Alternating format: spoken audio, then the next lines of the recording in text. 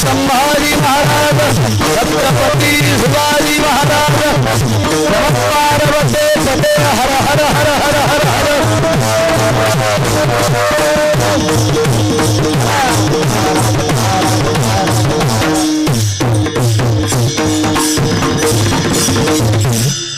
रामकृष्ण नामे हि दोन्ही साजिरी हृदय मंदिरे स्मराकारे आपुले आपण करा सोडवन संसार बंधन तोडावे गे ज्ञानदेवा ध्यानी रामकृष्ण माला हृदयी जिव्हाळा श्रीमूर्तिरया आपुली आपण करा सोडवन संसार बंधन तोडावे गे नमो विठ्ठला राजया पांडुरंगा नमो रुक्मिणी माऊली ज्ञान गंगा नमो पुंडलिका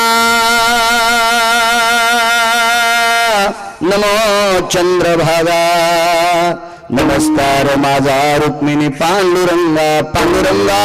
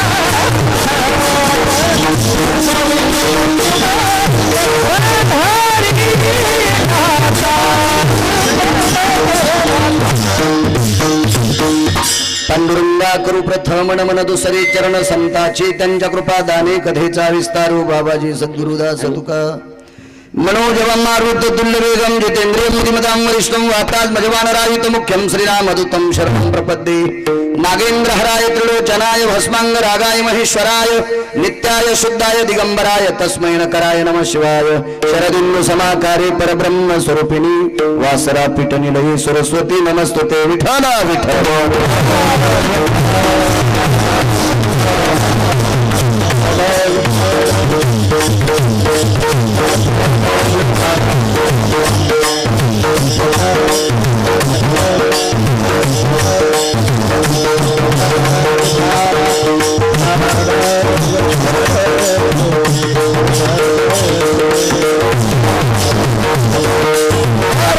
भाषित पावना ती भासती पंचानन समाना तया श्रोत्याचे आचरणी जाना साष्टांग नमन करीतसो वाद्य भूषित पावन तो प्रत्येक शामरेंद्रा समान तयाची आचरणी जान साष्टांग नमन करीतसो आता गान गंधर्व देवता कोकिळ कंठ स्वर आराका जी कीर्तनी वहिवासित लोका त्याची आचरणी नमनगा मज दिसत सो परम विख्यात जो जान ब्रह्मयाचा सुतो नारद जान नाम तितिक्षु त्याची आचरणी नमनगा जेणे धर्म जितविलाची बळी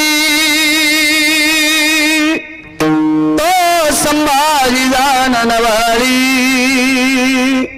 कावतरला जयाची आकुळी तया छत्रपतीची चरण कमळी साष्टांग नमन करीतसो. विठ्ठल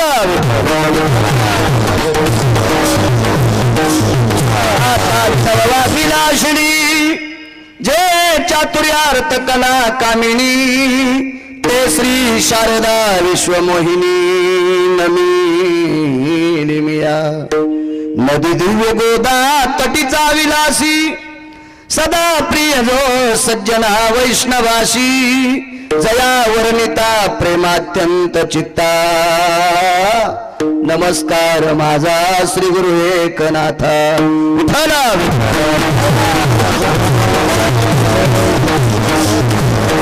रामकृष्ण नामे हे दोन्ही साजिरी हृदय मंदिरे स्मराकारे. हा फुली आपण करा सोडवण संसार बंधन तोडा वेगी. प्रस्तुत प्राप्त प्रसंगी सेवेकरता निवडलेला अभंग विश्वमान्य विश्वभूषण विश्वाधिकार विश्वप्रिय ज्ञानियांचे राजे योग्याची माऊली साधकांचे मायबाप समाधी धन अलंकापूर निवासी माऊली महावैष्णव ज्ञानोपराय नामपर प्रकरण पटून देणारा सेवेकरता निवडलेला अभंग.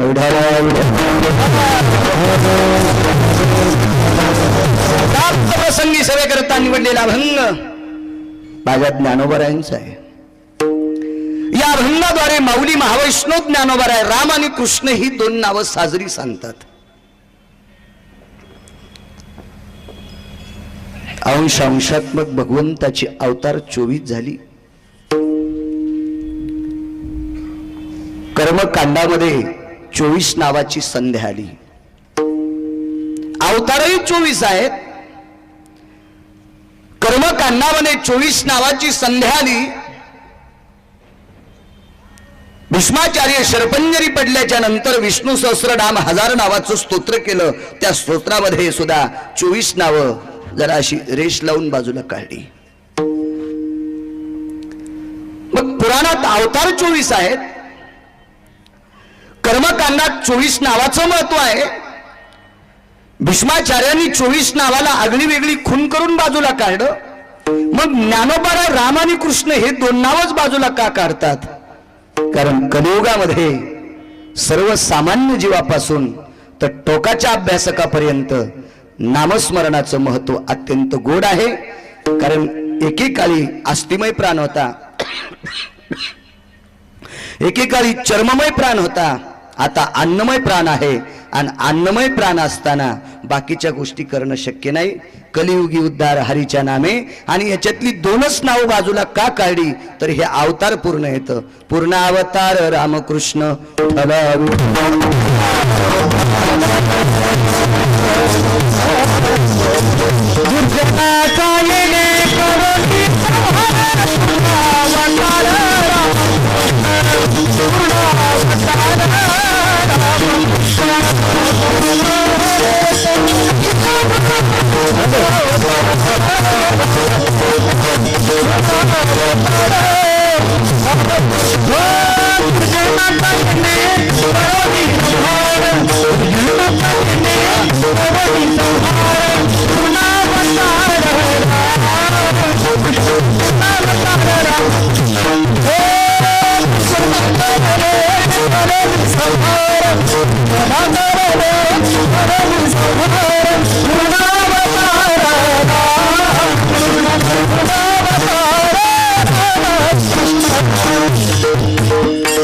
राम आणि कृष्ण अवतार ही पूर्ण आहेत. भारतीय संस्कृतीमध्ये पूर्ण गोष्टीला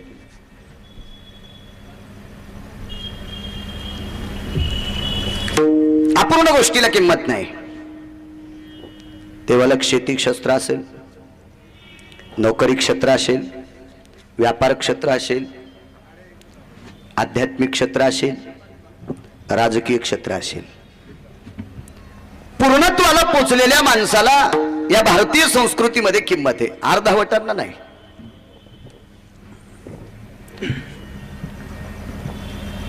अभ्यास नसताना गप्पा हाणणाऱ्याला तर मुळीच नाही. आपल्याकडे पूर्ण गोष्टीला किंमत आहे. एखाद्यानं शेतीमध्ये ज्वारी पाडायला घेतली असेल तर खळक करून देणे, वळहीला काट्या लावून देणं हे पूर्ण काम. पुरणपोळीचा स्वयंपाक केला एका बाईनं, 100 ग्राम गावरान तूप वाटीमध्ये वाढलं, पण तिनं पाणी वाढलं नाही. जेवणाऱ्यानं सांगितलं, आई साहेब आम्हाला पाणी पाहिजे. तिनं सांगितलं, आमच्याकडे पाणी मागितलं की झपकी देत. भोजना कळे वरान्न सुधाळे, परी जलाची सोहळे पूर्ण नव्हे. तू पुरणपोळी देण्याऐवजी कण्या दिल्या असत्या तरी चालेल, पण पाण्याशिवाय जेवणाला पूर्ण स्थिती असते, पूर्णाला किंमत आहे. राम आणि कृष्ण अवतार पूर्ण आहे. तत्पूर्वी रामकृष्ण नामाची महती तुम्हाला सांगेल, जे तुम्ही श्रोते बुद्धी देताल त्यानुसार. ज्यांच्या अभिष्ट चिंतन सोहळ्यानिमित्त आजचा हा वारकरी संप्रदायाच्या प्रणालीला धरून चिंतन सोहळा ठेवलाय. सर्वांच्या परिचयाचे लोकनेते ते आजच परिचित आहेत अशातला भाग नाही. महाराष्ट्राच्या मातीमध्ये मराठवाड्याला लागलेलं अत्यंत गोड गोड गोड गोड रत्न, ज्यांनी हा परिसर फुलून टाकला असे स्वर्गीय राजकीय क्षेत्रातले टोकाचं रत्न असणारे, ज्यांनी गोड अशा प्रकारची या परिसराची हरित क्रांती करून टाकली, अशा स्वर्गीय राजकीय क्षेत्रातल्या टोकांच्या रत्नस्थितीतल्या वैभवाम प्रतिभासायो जायते सकल स्थिता राजाश्रयम विबध्यंतो कृतुजन्याम प्रसवे. आणि त्या पवित्र पिंडातून जन्माला आलेलं रत्न आदरणीय विद्यमान या परिसराचं जडवड रत्न चव्हाण साहेब, ज्यांच्या अभिष्ट चिंतन सोहळ्यानिमित्त हा कार्यक्रम ठेवला. सर्व कार्यकर्ते असतील, सर्वांचा आता नामोल्लेख करणं शक्य नाही. ज्यांच्यावर अतूट प्रेम करणारे विठ्ठलरावजी पावडे तथा त्यांचे मित्र वगैरे आदी करून जे सर्व काय असतील, यांनी हा जो कार्यक्रम ठेवला अभिष्ट चिंतन सोहळ्याचा, मी वारकरी या नात्याने एकच म्हणेल, हाडाच्या राजकारणी कुळात जन्म घेतलेले आदरणीय साहेब,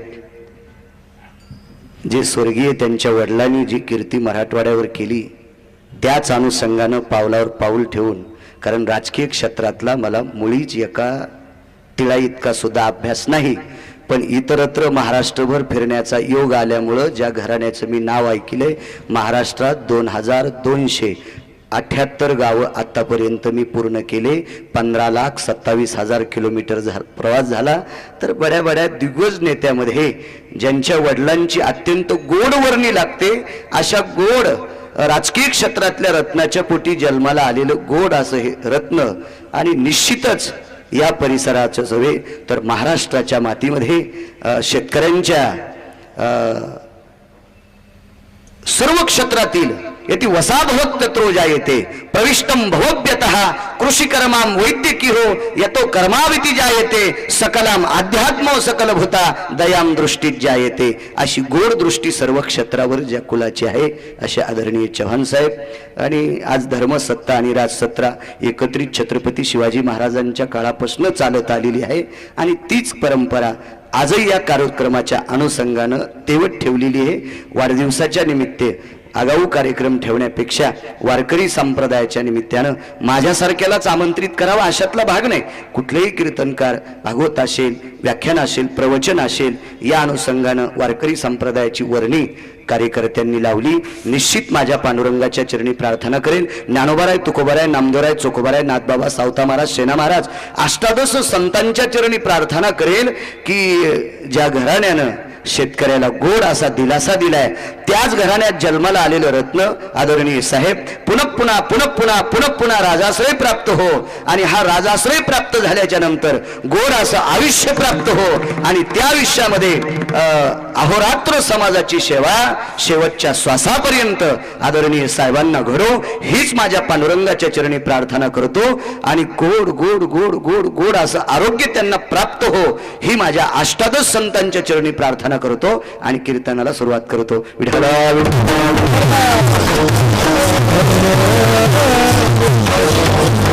आदरणीय सावंत साहेब सुद्धा आहेत. मागे 4 वर्षापूर्वी 15 ऑगस्टच्या दिवशी नायगावला सावंत साहेबांची माझी त्यावेळेस कीर्तनाच्या काल्याच्या कीर्तनाच्या निमित्तानं त्यावेळेला भेट झाली, ती आजही भेट झाली. तुम्हाला सुद्धा धन्यवाद. बाकीचे जे सर्व विद्यमान बसलेले आहेत मला नाव माहीत नाही आणि तत्रा विषय भेदंचम नैवम जायते हे तत्वाम बहितम स्वेदाहम येती गुडा येती भवती जायते. ज्या गोष्टीचा अभ्यास नाही, जी गोष्ट माहीत नाही ती गोष्ट हाताळणं म्हणजे मूर्खपणाचं टोक असते. एका येडीला विचारलं, तिने विचारलं काव पेडा कसा दिसतो? शेजाऱ्यानं सांगितलं पांढरा दिसतो. तिनं 10-15 कांदे वटीत बांधले निघाली. आईने विचारलं एवढे कांदे कशाला घेतले? ती म्हणली पेढे येतं. नाही ग हे कांदे येतं, हे तिखट लागतात. नाही म्हणली मला एक जणांना सांगितलं पांढरा दिसला की पेढा असतो. नाही म्हणले सगळेच पांढरे पेढे नसते. विठाला विठा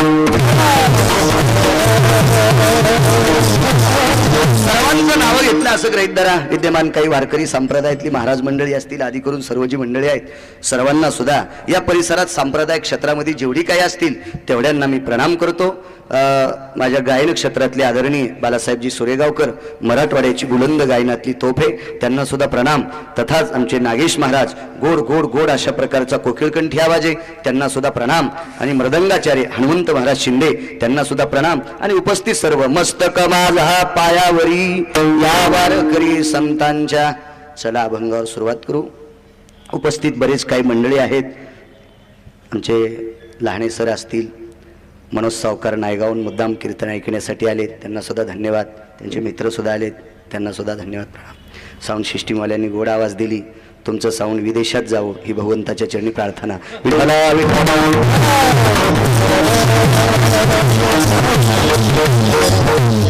शास्त्र काय सांगतं कोणालाही मोठं म्हणावं माणसानं, पण हल्ली शेजारी मोठा झाला की सगळ्यात जास्त मळमळ होती माणसाला. ज्याला दुसऱ्याचं खपत नाही अशी माणसं, ज्याला सकाळी सकाळी पाहायला भेटली गौ हत्या समम पापहा, ज्याला दुसऱ्याचं खपत नाही असा माणूस जर सकाळी पाहायला भेटला तर समजायचं गाय नाही कापली तरी कापल्याचं पाप लागलं. माणसानं मोठं म्हणत जावा. धर्मशास्त्रात वर्णी आली यवनाम सवेदशंती महाला. बघा श्लोक सांगितला तुम्हाला. आपल्या शेजारी आपल्या पंथातला माणूस जरी नसेल, तो मुस्लिम समाजाचा, यवन हा शब्द मुस्लिम, तो मुस्लिम समाजाचा जरी असला, आपल्याला एकच मजली घर असलं तरी त्याला 36 मजली झालं तरी आपण छाती ठोकून सांगितलं पाहिजे वा त्याचं चांगलं झालंय. एक जण म्हणला त्याची 36 मजली झाल्यावर आपल्याला काय फायदा? आधा कदा आपल्या घराची सावली जर कमी पडली तर त्याच्या 36 मजलीची जिकून सावली पडते तिकून बास टाकाव. हे ज्याला आवडतंय का त्याला माणूस म्हणतात. विठाला विठाला.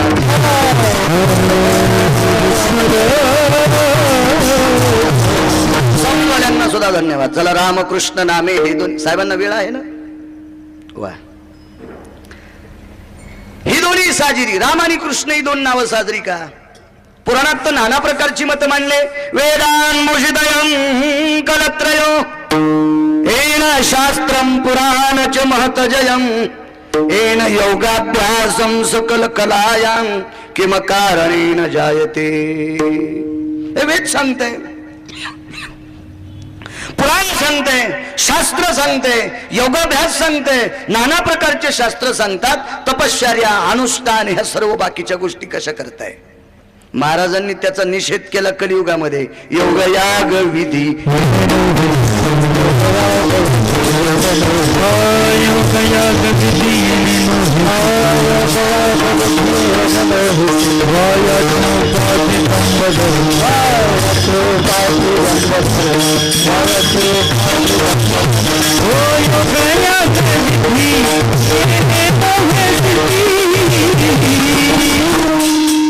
वायाची उपाधी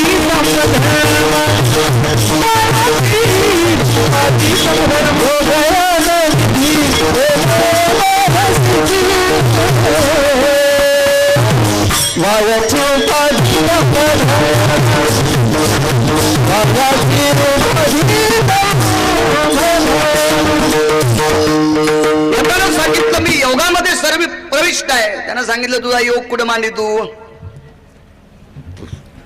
तुझा योग किती केल्याच्या नंतर माणूस अमर होईल?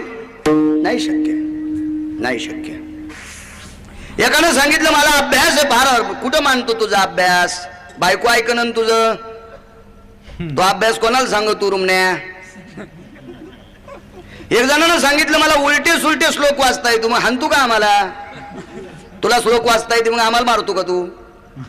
काय नवलाची गोष्ट आहे? अरे ज्यांच्या मिशा 35-35 फूट लांबल्या,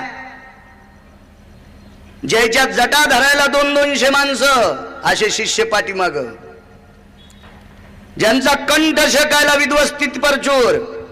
काय करतात ती विद्वत्ता? या काळात ती पोषक नाही. दिवसभर सोयाबीन कापणाऱ्या बाईला जर श्लोक सांगितला, अमम गत्वाम जायते ममम कृतुजन्यम संगम प्रविष्टम भयो व्याप्ती तत्रानाम निषदम इति काला यतम ममम बाळू महाराजम शर्मण्य तत्रा जायतीम इतम अभिष्ट चिंतनम इति चव्हाण साहेबम इतिम तत्रा भवी व्याप्त्या यत काला इति अधिष्ठितम यति ही नांदेड क्षत्रेनम यत भवत जायते क्रियाजनम वृद्धीषु. ती बाई म्हणली, महाराज तुम्ही कोणत्या कोणत्या शिव्या दिल्या सांगा बरं. दिवसभर सोयाबीन कापली तिने, तिला एक कसं शक्य आहे मला सांगा बरं. नाही नाही नाही, तिला जर सांगितलं रामकृष्ण नामाचा अत्यंत गोड महत्व, तर तिला सगळ्या गोष्टी कळतील. संस्कृत वाईट अशातला भाग नाही, पुराण वाईट अशातला भाग नाही, वेदाभ्यास वाईट अशातला भाग नाही, पण तो या काळामध्ये पचू शकत नाही. म्हणून कलियुगातल्या माणसांसाठी राम आणि कृष्ण हे नाव साधन सांगितलं. महाराज तर म्हणले हे जर जपित नसेल तर त्याला व्यर्थ सांगितलं. विष्णुवीन जप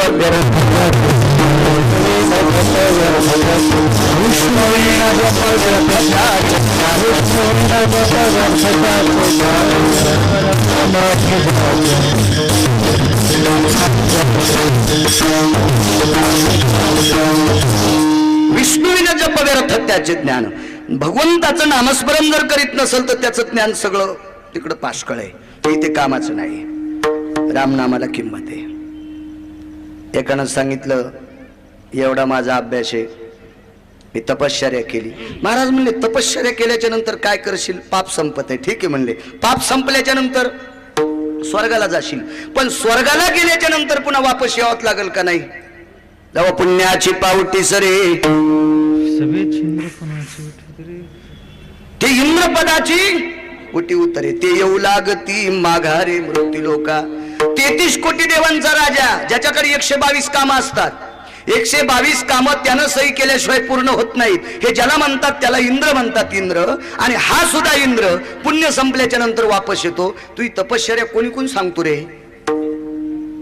एकानं सांगितलं मी यज्ञ केलाय. ठीक आहे, यज्ञान भवंती प्रजन्य, हा एक गोष्ट तुला त्या यज्ञानं प्राप्त होईल. बाकीच्या काय गोष्टी सांगतो, पण नामानं सगळ्याच गोष्टी स्वर्गातल्या अमर लोकायला जिवंत करण्याची ताकद ज्यांच्यात आहे त्याला नाम म्हणतात. आणि या रामकृष्ण नामाच्या ताकदीनं श्रीमंत श्री चोखोबाराय मंगळवेढा निवासी या चोखोबारायनी रामकृष्ण नामाच्या ताकदीवर इंद्राला सुद्धा अमृत पाजलंय. विठाला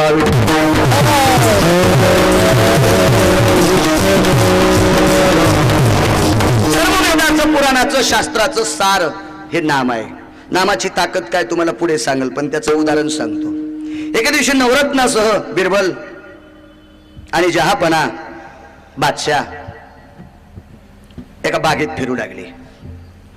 बागेत फिरत असताना बादशाने एक फुल तोडलं आणि त्या फुलाचा सुगंध घेतला. फुल बेसरामाचं नसेल, ते मोगऱ्याचं असेल, ब्रह्ममोगरा असेल, किंवा मलई नेळू चंदनाच्या बाजूला गेले असतील. ते फुल असं सोंगत सोंगत बादशाह चालले.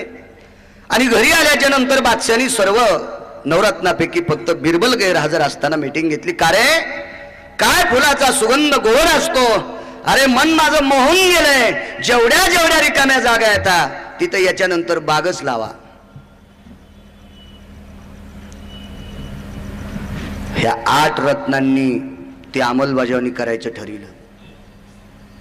जिथं तिथं बोर्ड लावले, इथे बादशाची बाग लागणार आहे, कृपा इथं काही करू नका.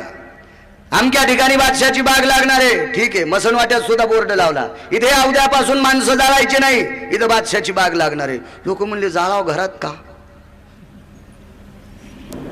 पण पाहणाऱ्यांच्या लक्षात आलं 8च रत्न आहेत, 1 रत्न गायब आहे. बिरबलाला आमंत्रित केलं, लोकांनी व्यथा सांगितल्या. बादशाला सांगा. बिरबल बादशाकडे गेले. जहापना, काय निर्णय घेतलाय तुम्ही? काय नाही म्हणले, जिथे जिथे आपली रिकामी जागा आहे तिथे तिथे बाग लावायची. बिरबल म्हणले कशासाठी? अरे तुला काय माहितीये, अरे काय फुलाचा सुगंध गोड आहे, अरे मन बहरून गेलं, त्याच्याकरता फुलं लावायची. ठीक आहे म्हणले. ज्यापणा तुम्हाला बाग सुगंधासाठी लावायची का कशासाठी लावायची? म्हणले सुगंधासाठी. मग सुगंधच पाहिजे ना तुम्हाला. तुमचा प्रश्न मी मिटून टाकतो, बाग लावण्याच्या झंझटीत पडू नका. तुम्ही मशानभूमीत जर बाग लावली, माणसं कुठं जाळायचे? पूर्ण शेतीत जर फुलत लावले तर गहू कुठून आणायचे? सगळ्या शेतीत जर फुलत लावले तर कपडे कुठून घालायचे, कापूस लावायचा कुठून नेमका? बादशाह म्हणले सगळं खरं रे, पण मला फुलाचा सुगंध आवडतोय ना. मग तुम्हाला फक्त सुगंध पाहिजे ना, काय ताण घेऊ नका, उद्या तुमची इच्छा पूर्ण होईल. हे बाग लावण्याच्या कुठण्यातून बाजूला सारखा बिरबल बाजारात गेले आणि एक सुगंधी अत्तरची बाटली आणली. तिचं ढक्कन उघडलं, बादशाच्या हातावर एक अत्तरचा थेंब टाकला, दोन्ही हात चोळा म्हणले. बादशानं सुगंध घेतल्याच्या नंतर 5-25 फुलाचा सुगंध त्या थेंबात आला. अरे बाप रे, काय सुगंध आहे, काय सुगंध आहे, वा वा वा वा वा वा वा. अरे त्या दिवशी घेतलेल्या फुलापेक्षा फार मोठा सुगंध आहे. म्हणून राजा तुम्हाला सांगतोय, आता तुम्ही ह्या बागा लावायची कल्पना केल्यात ना, ह्या काढून टाका. ज्या ज्या वेळेला तुम्हाला फुलाचा सुगंध पाहिजे ना, ह्या बाटलीचं ढक्कन काढायचं, हातावर एक थेंब घ्यायचा, हाताला चोळायचं, 5-6 घंटे याच्यातला वास जात नाही. ह्याच्यातला वास फुलासारखा येतोय. सर्व फुलाचा अर्क या अत्तरात आहे, सर्व फुलाचा अर्क या अत्तरात आहे. बाकीचे सगळे फुलाचे तुम्हाला वास सुगंध या अत्तराच्या थेंबात सापडतील. तसं सर्व सर्व सर्व पुराणाचा अर्क राम आणि कृष्ण नामात आहे. विठ्ठल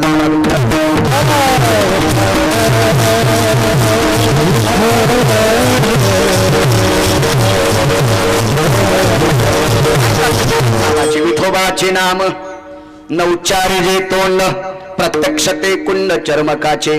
भगवंताचं नामस्मरण जर हे मुख करत नसल तर कातडे बुडवायचं कुंड आहे म्हणले ते. नामाविन मुख सर्पाचे ते बीळ, जिव्हा नव्हे काळ सर्प आहे. शांती ब्रह्म एकनाथ महाराज तर म्हणले, हे मुख जर भगवंताचं नामस्मरण करीत नसेल तर ही जीवा नसूल ती सर्पीन आहे. नामस्मरणाला सर्वात मोठी किंमत आहे, सर्वात मोठी किंमत. समाजानं एका व्यक्तीला जवळ येऊ दिलं नाही. माझ्या पांडुरंगाच्या मंदिरात दर्शन घेऊ दिलं नाही.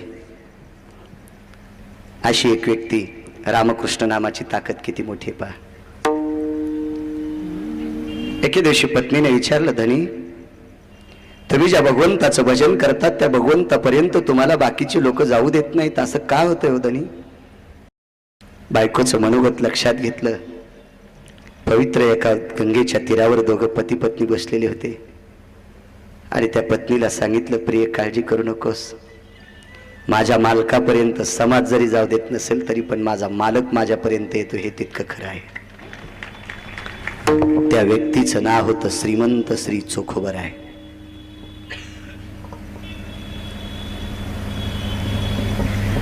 बाई हुशार होती, ती मालकाचं ऐकणारी होती.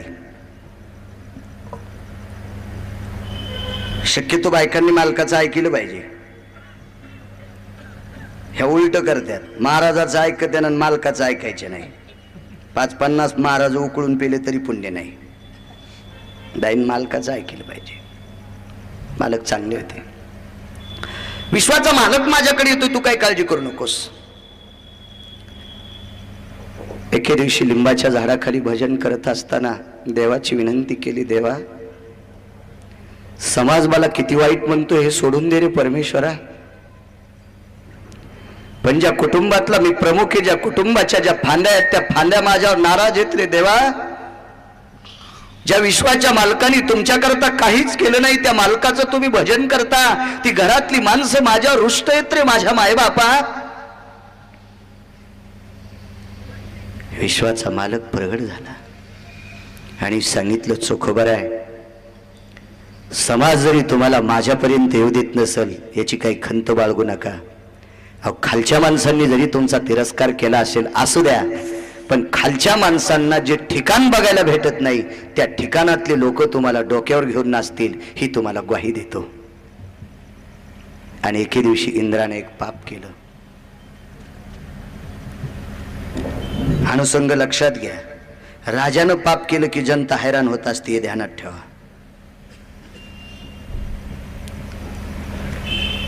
पाचही प्रकारचं अमृत खराब झालं.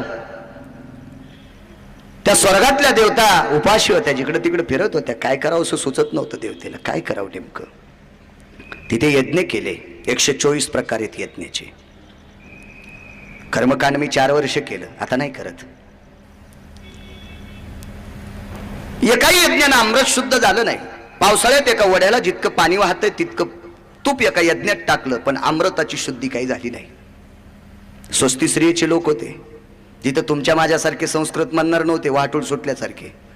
मपिदती कृतुजनी संगत स्थित जत बहतती व्याप्तनी सपजती वदज अस्तरमध्ये विवाहती दिवाद संगंगन जत देशम भवती आगमोयम क्षणलोक नरलोक विद्याधर लोक कालालम पालंचम भवतु विजायम सुंदरलोकपरमपतुला रमणवयति आसंगतो देवं इति अस्तु जनाः मुक्तियानति मंगल भवति भक्तदुरान.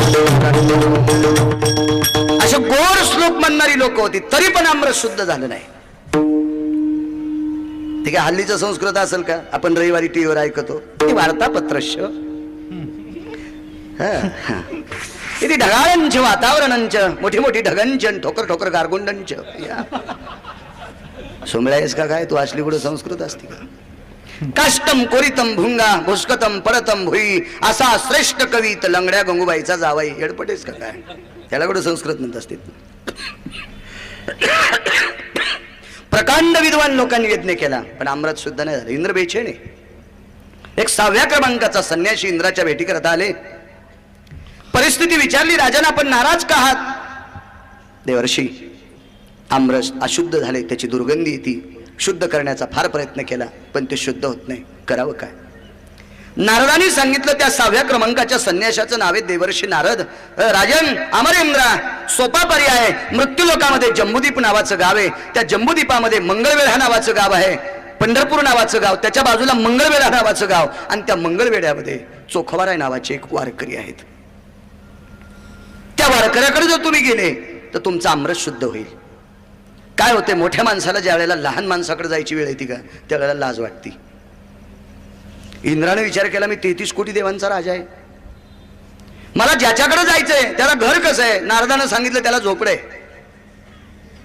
त्याच्या झोपड्यावर ऊसाची पाचट नाही, मेलेल्या जनावरांची कातडी आहे. कारण देत नव्हते तुमच्या राजासारखी जी माणसं होते का, ऊसाची पाचट सुद्धा देत नव्हते. बर, आणि त्यांच्याकडे तुम्हाला अमृत शुद्ध करण्याकरता जायचंय. ठीक आहे. इंद्रानं विचार केला, एवढा मोठा 33 कोटी देवांचा राजा मी, आणि एका सामान्य झोपड्यात राहणाऱ्या माणसाकडे मला जायचंय. पण चला, परिस्थिती गंभीर आहे. पूर्ण उपाय करताना आपलं अमृत शुद्ध झालं नाही, चला शेवटचा पर्याय करू. आणि इंद्र मृत्यूलोकात आले. पण इंद्राचा गर्व सोडला नाही. इंद्र चोखोबाराय ज्या झाडाखाली भजन करत होते त्या झाडाच्या फांदीवर इंद्र बसले. रामकृष्ण हरीचा जप सुरू झाला. एकटे चोखोबाराय होते. 2 मिनिटं रामकृष्ण हरीचं भजन ऐकल्याबरोबर इंद्रानं 5 प्रकारच्या अमृतावरचं एक झाकण काढलं आणि सुगंध घेतल्याच्या नंतर पहिल्या पवित्र अमृताचा जो सुगंध होता त्याच्या 20 पटीनं सुगंध जास्त चांगला येत होता. इंद्राने विचार केला, अरे बापरे, अमृत पहिल्यापेक्षा चविष्ट आणि सुंदर. लगेच चाखून पाहिलं. गडबडीमध्ये इंद्राने 1 2 3 4 गाडगे उघडली, पण 5वं गाडगं उघडलंच नाही. इंद्राच्या लक्षात आलं, चला एका शीतेकडे भात नाही घाटावी लागत. सुगरणबाईनं भाताचा शीत चापला की तिच्या लक्षात येतो भात शिजला म्हणून. इंद्राच्या तेच लक्षात आलं, 5व्ही प्रकारचा अमृत शुद्ध झाला असेल, आणि इंद्र संदेशी निघून गेला. वरी गेल्याच्या नंतर जे महत्वाचं अमृत होतं का, तृष्णांजा येते सुधाम नैवम, सुधा म्हणजे भूक, पण तृष्णांजा येते इति पियुषः, जे अमृत पेल्याच्या नंतर तहान जाते, नेमकं हेच अमृत घाणेरडं राहिलं. नारदाला आमंत्रित केलं. देवर्षी, 4 प्रकारचे अमृत शुद्ध झाले पण एक अमृत जशास तसं राहिलं. नारदानी पूर्ववत इतिहास विचारला, इंद्रा तुम्ही कसे गेलात? काय नाही म्हणले, मी माझ्या विमानानं गेलो, झाडाच्या फांदीवर बसलो, तिथूनच त्यांचं 2 मिनिटं रामकृष्ण हरीचं भजन ऐकलं, कलशावरची झाकणं काढली, अमृताचा सुगंध येत होता, आणि परत आलो. देवर्षी नारदाच्या डोळ्यातून पाणी आलं. 6व्या क्रमांकाचा संन्यासी. मी 170 ग्रंथ वाचिले, मला 19 संन्यासी सापडे, 20वा सापडच नाही. आणि या 19 संन्याशाला खिसा नव्हता. बँकेतला अकाउंट तर सोडूनच द्या, खिसाच नव्हता. त्याच्यातला एक संन्यासी असा होता, नैष्ठिक ब्रह्मचर्याची कसोटी, ज्याचे इंद्रिय त्याच्या आईनं सुद्धा बघितले नाही. त्या संन्याशाचं नाव आहे मारुतीराय. 1 नंबरचा संन्यासी. मग असे खूप पाहिले, पण हे 19 पुराणात पाहिले. त्याच्यापैकी 6व्या क्रमांकाचा संन्यासी. नारदाचे डोळे भरून आले. इंद्राला सांगितलं, अरे इंद्रा 124 यज्ञ केलेस रे. 123च. 24वा यज्ञ मुलीशिवाय करता येत नाही बालासाहेब. 24वा यज्ञ करण्यासाठी इंद्रानं जयंती नावाच्या मुलीचं लग्न लावलं आणि तिच्या लग्नात जो एक पसाभर तुपाना यज्ञ केला जातो त्याला 124व्या क्रमांकाचा यज्ञ म्हणतात. हाही यज्ञ संपादन केला तरी पण अमृत शुद्ध झालं नाही. आणि 2 मिनिटाच्या रामकृष्ण हरीच्या भजनानं अमृत शुद्ध होतं इंद्रा. आणि तरी तुम्ही त्या व्यक्तीला नुसता नमस्कार करत नाही. हा अहंकार किती टोकाला गेलाय तुमचा. शास्त्रात तर सांगितलं, नम्र झाला भूता आणि तेने कोंडिले अनंता. का लवत नाही, का लवत नाहीस. इंद्र पुन्हा गेले आणि चोखवराचं दर्शन घेतलं. त्यावेळेला चोखवराची पत्नी टाळ्या वाजित होती. 33 कोटी देवांचा राजा इंद्र माझ्या मालकाचं दर्शन घेतोय. का आनंद झाला असेल त्या बाईला. 33 कोटी देवाचा. 122 कामातले 2-3 कामं सांगू का तुम्हाला, जास्त नाही, सगळे नाही सांगत. इंद्राकडे वरुण नावाचा व्यक्ती जातो आणि वरुण अहवाल मांडतो. वरुणानं इंद्राकडे अहवाल मांडल्याच्या नंतर इंद्र पटपट पटपट एक केच पेन घेतो. कोणती पेन असेल तर असू, त्या काळात पेन नव्हते पण आता सांगावं लागतील. अशी पेन घेतो आणि त्यानं रेषा मारतो. या जिल्ह्यात जरा कमी पाऊस पाड, ह्या तालुक्यात जरा खंडवृष्टी कर. इंद्रानं जिथं जिथं जिथं बोट टेकले तिथंच पाऊस पाडतो. वरुणाची ताकद नाही. दुसरं पद सांगतो इंद्राचं, 122 पैकी दुसरं एक काम. लगेच यमदंड, कालदंड आपला प्रस्ताव घेऊन जातो आणि लगेच तो इंद्र प्रस्ताव तपासतो. लगेच सांगतो, आदरणीय हरिभक्तीपरायण बाळू महाराज गिरगावकर हे शेलू तालुक्यात आहे. परवाच्या दिवशी दुपारी ठीक 12 वाजता यांचं बटन दाब. म्हणजे त्या दिवशी नाही मरणार मी, मरणार तर एके दिवशी आहेत पण मला माहित नाही. तुम्ही एवढे हसायले म्हणजे तुमचे दबणार नाहीत का. हे सुद्धा रावण ज्याच्या सहीशी होत नाही त्याला इंद्र म्हणतात. आणि तो 33 कोटी देवांचा राजा इंद्र दर्शन घेत होता. 5व्या प्रकारचा अमृत शुद्ध झालं. मला सांगा, स्वर्गात कमी देवता असतील का. यक्ष होते, किन्नर होते, गंधर्व होते, चारण होते, विद्याधर होते, दिग्पाल होते, चारुहास होते, परमहंस होते. 33 कोटी देवता. किती जरी अभ्यास केला तरी या सर्व देवतेचे नाव सुद्धा पाठ होणार नाहीत. एवढ्या देवता तिथं 1000 होते. महाराज तर नाना प्रकारचे होते. शास्त्री होते, पंडित होते, आचार्य होते. आपण शास्त्री कोणालाही म्हणतो, कोणालाही म्हणतो शास्त्री. पंडित तर कोणाला म्हणावा, कोणाला पंडित म्हणायचं. आचार्य कोणाला म्हणायचं, शास्त्री कोणाला म्हणायचंय. येती भासो त्यक्त जाया अपांपतिर सव्य भागा अपसव्य सव्यानाम ततसव्याती भासायम सव्याती भासायम कलाम भासो त्यक्ता अपांपती निरज्जया बुंदुर्भव व्याप्ती तताज्जायते इति नाम शास्त्री. याला शास्त्री म्हणायचं. सागरातल्या पाण्याच्या थेंबाची महती किती आहे ही ज्याला मोजता येते त्याला शास्त्री म्हणते. ज्या तांब्यातलं पाणी पितोय त्या तांब्यात किती लिटर पाणी बसतं याचाच मेळ नाही तरी पत्रिकेवर शिक्का आणतो. विठाला विठा.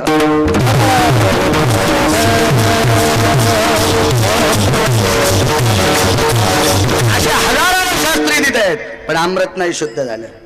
पण चोखवरायच्या रामकृष्ण नामानं अमृत शुद्ध होते. माझे ज्ञानोबराय सांगतात, जे माणसं मरत नाहीत त्यांना अमर म्हणतात. जी माणसं मरत नाहीत त्यांना अमर म्हणतात. पण अमर सुद्धा माणसं स्वर्गातली अमृता वाचू शकत नाहीत. मग अमर लोकांचं अमृत सुद्धा खराब झालेलं शुद्ध करण्याची ताकद एका झोपड्यात राहणाऱ्या रामकृष्ण हरीचा घोक घेणाऱ्या, मंत्र म्हणणाऱ्या, रामकृष्ण नामाची टोकच शिळा घातणाऱ्या चोखोबरायच्या मुखारविंदा पडलेल्या रामकृष्ण नामानं अमृत शुद्ध होते. ही रामकृष्ण नामातली ताकद आहे. म्हणून ज्ञानोबराय म्हणतात, रामकृष्ण नामी कृष्ण नामी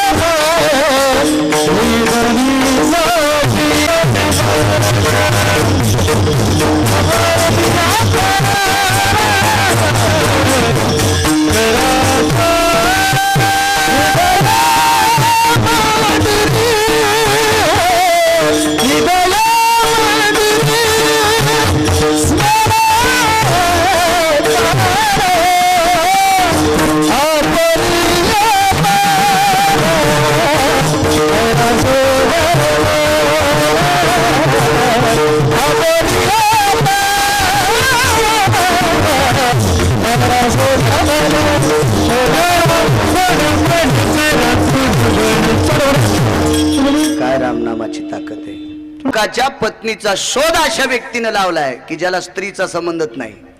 किती गोड व्याख्या आहे, कल्पना करा. ज्याला स्त्रीचा संबंध नसताना दुसऱ्याचा मोरड्याला संसार जाग्यावर आणता येतो त्याला संन्यासी म्हणतात. आपण संसारिक असून सुद्धा दुसऱ्याचे संसार खपत नाहीत. किती शोकांतिक आहे आपली. ज्याला संसाराचा तिळमात्र संबंध नाही अशा मारुतीरायानं जगाच्या मालकिनीचा शोध लावला. रावणाच्या अशोक वाटिकेत सीताई साहेब आहेत अशी कल्पना मिळाली. कल्पना म्हणजे मुद्देसूद कल्पना, शोधत लावला. समुद्राच्या तीरावर 18 पद्म वानर, 72 कोटी रीस आणि 56 कोटी गोलांगुळ जमा झाले. रामनामात किती ताकद आहे बघा. तिथे पोहोचल्याच्या नंतर लक्ष्मणजीने भगवान प्रभू रामचंद्राला प्रश्न केला, प्रभू आपण पलीकडे जायचं कसं? देवानं सांगितलं, लक्ष्मणा तू मला आता प्रश्न केलास, मला 2 दिवसापासून हे डोक्यात येते माझ्या की आपण पलीकडे जायचं कसं, नेमकं कसं जायचं आपण. दोघांनाही घाम आलाय. लक्ष्मण पृथ्वी ज्याच्या डोक्यावर आहे त्यांना लक्ष्मण म्हणतात, त्यांना सुद्धा घाम आला. आणि झाडाचं पान ज्याच्या सत्तेशिवाय हलत नाही त्यांना राम म्हणतात, त्यांना सुद्धा घाम आलाय. सागर वलांडून जायचंय, कसं जायचं नेमकं. बारकी बारकी वानरबाग समोर होती. ती एकमेकाला विचारत होती, आपण ज्याचं भजन करतो, जे आपले मालक आहेत, आपल्या मालकाला झाडाखाली बसल्याच्या नंतर सावलीला बसल्यावर घाम येतोय, त्या अर्थी निश्चित काहीतरी चिंता असावा, संकट असावा. आणि मालकावरचं संकट दूर करण्याची ज्याला आत्मीयता असते त्याला सेवक म्हणतात. पण बाकीच्यांनी विचारलं, एवढ्या मोठ्या माणसाकडे आपल्याला कसं जाता येईल, चला आपण मारुतीरायाकडे जाऊ. आणि मारुतीरायाला विषय नमूद केला. सांगितलं, हनुमंता आपल्या मालकाला घाम येतोय. मारुतीरायाने सांगितलं, मला सुद्धा कळतंय रे, पण जायचं कसं. जाण म्हणले, बघा तुझ्याशिवाय कोणी जाऊ शकत नाही मालकाच्या जवळ. प्रभूचं दर्शन घेतलं आणि सांगितलं, प्रभू तुम्हाला घाम येतोय. होय रे. कशाने येतोय तुम्हाला घाम? आम्ही उन्हात येत तरी येत नाही. तुम्ही सावलीत असताना तुम्हाला घाम येतोय, याचं कारण काय? घामाचे किती प्रकार असतील मला माहित नाही, पण तुम्हाला 2 सांगतो. उष्णतेनं आलेल्या घामाला पर्याय आहे. उष्णतेनं आलेल्या घामाला सावली खाली गेलं की घाम जिरते. उष्णतेनं आलेला घाम फॅन खाली बसले की घाम जिरते. उष्णतेनं आलेला घाम एसी रूम मध्ये गेलं की घाम जिरते. उष्णतेनं आलेला घाम थंड पाणी अंगावर घेतलं की जिरते. हा एक घाम. पण तानानं आलेला घाम फ्रीज मध्ये टाकलं तरी जात नाही. ते घाम उलट त्या माणसाला घेऊन जातो. तानानं आलेला घाम जिरत नाही, त्या माणसाला घेऊन जातो. माणसाला बघ, भगवंताचा घाम तो तानाचा होता. मारुतीरायाने विचारलं, प्रभू घाम कसलाय? अरे सीतेचा शोध लावलास रे मारुती. पण सीताई अशोक वाटिकेत समुद्राच्या पलीकड लंकेकडे आहे. 1200 किलोमीटरचा समुद्र ओलांडायचा कसा? लक्ष्मणजीनं सांगितलं, त्याला काय काळजी करायची प्रभू तुम्ही? मारुतीरायानं काय काळजी करायची म्हटल्याबरोबर जरा लक्ष्मणाला थोडासा राग आला. थोडा चंचल स्वभाव होता. लक्ष्मणजीनं सांगितलं, हनुमंता जरा भानावा आहेस का रे बाबा? अरे पृथ्वी ज्याच्या डोक्यावर त्याला शेष म्हणतात आणि सृष्टी ज्याच्या ताब्यात आहे त्याला विष्णू म्हणतात. अरे सागर वलांडण्यासाठी आम्हा दोघायला घाम येतोय आणि तू म्हणतो काहीच कारण नाही एवढं. मारुतीरायानं सांगितलं, प्रभू तुम्हाला घाम येत असेल, पण सीताई साहेबाचा शोध घेण्यासाठी मी या सागरावरून उड्डाण केले. त्या अर्थी मला सागर तळहाताच्या मळासारखा आहे. प्रभू रामचंद्राने लक्ष्मणाची मांडी दाबली, सांगितलं, लक्ष्मणा खालीवर बोलू नको बरं का, हे वानर आपल्या कामाचे आहे. आणि कामाच्या माणसाला विठ्ठलराव खालीवरी बोललं की इचकत आहे. कामाची माणसं चांगली ताब्यात ठेवली पाहिजे. कधी कधी बारीक माणसाला सुद्धा वात्रट बोलायचं नाही. बारीक माणसाला सुद्धा किती किंमत असते सांगतो तुम्हाला. मोठ्याल्या लाकड्याने मिटिंग घेतली, चुलांगण पेटवायला बारकाली लाकडं बोलवायचीच नाही. खापक्या लाकडं माहितीत ना तुम्हाला? खापक्या लाकडं आता गॅस आल्यामुळं चुलांगणायचं काम पडलं. पण मोठ्याल्या लाकडाने मिटिंग घेतली, बारकी बारकी लाकडं आपल्याला बोलवायचीच नाही. आचार्यानं ही मोठमोठाली लाकडं चुलांगणात टाकली. सकाळपासून फुकीत होतं पण लाकडच पेटणार. यजमानानं सांगितलं, बेटा माझ्याकडे एवढी माणसं यायची, कधी स्वयंपाक करशील? ते म्हणलं, ह्या लाकडाने मिटिंग घेतली की बारक्या लाकडाला जवळ येऊ द्यायचं नाही. त्या यजमानानं सांगितलं, मूर्ख आहेस का? बारके जोपर्यंत जवळ येत नाहीत तोपर्यंत मोठाले पेटतच नाहीत. मग खराब झालेली बारकी बारकी लाकडं ज्या वेळेला जवळ घेतली आणि मोठ्या लाकडाच्या जवळ टाकली, त्यावेळेला मोठ्या लाकडानं पेट घेतला. म्हणून खपक्या लाकडानं बारक्या लाकडांचा अपमान करत जाऊ नका. विठाला विठाला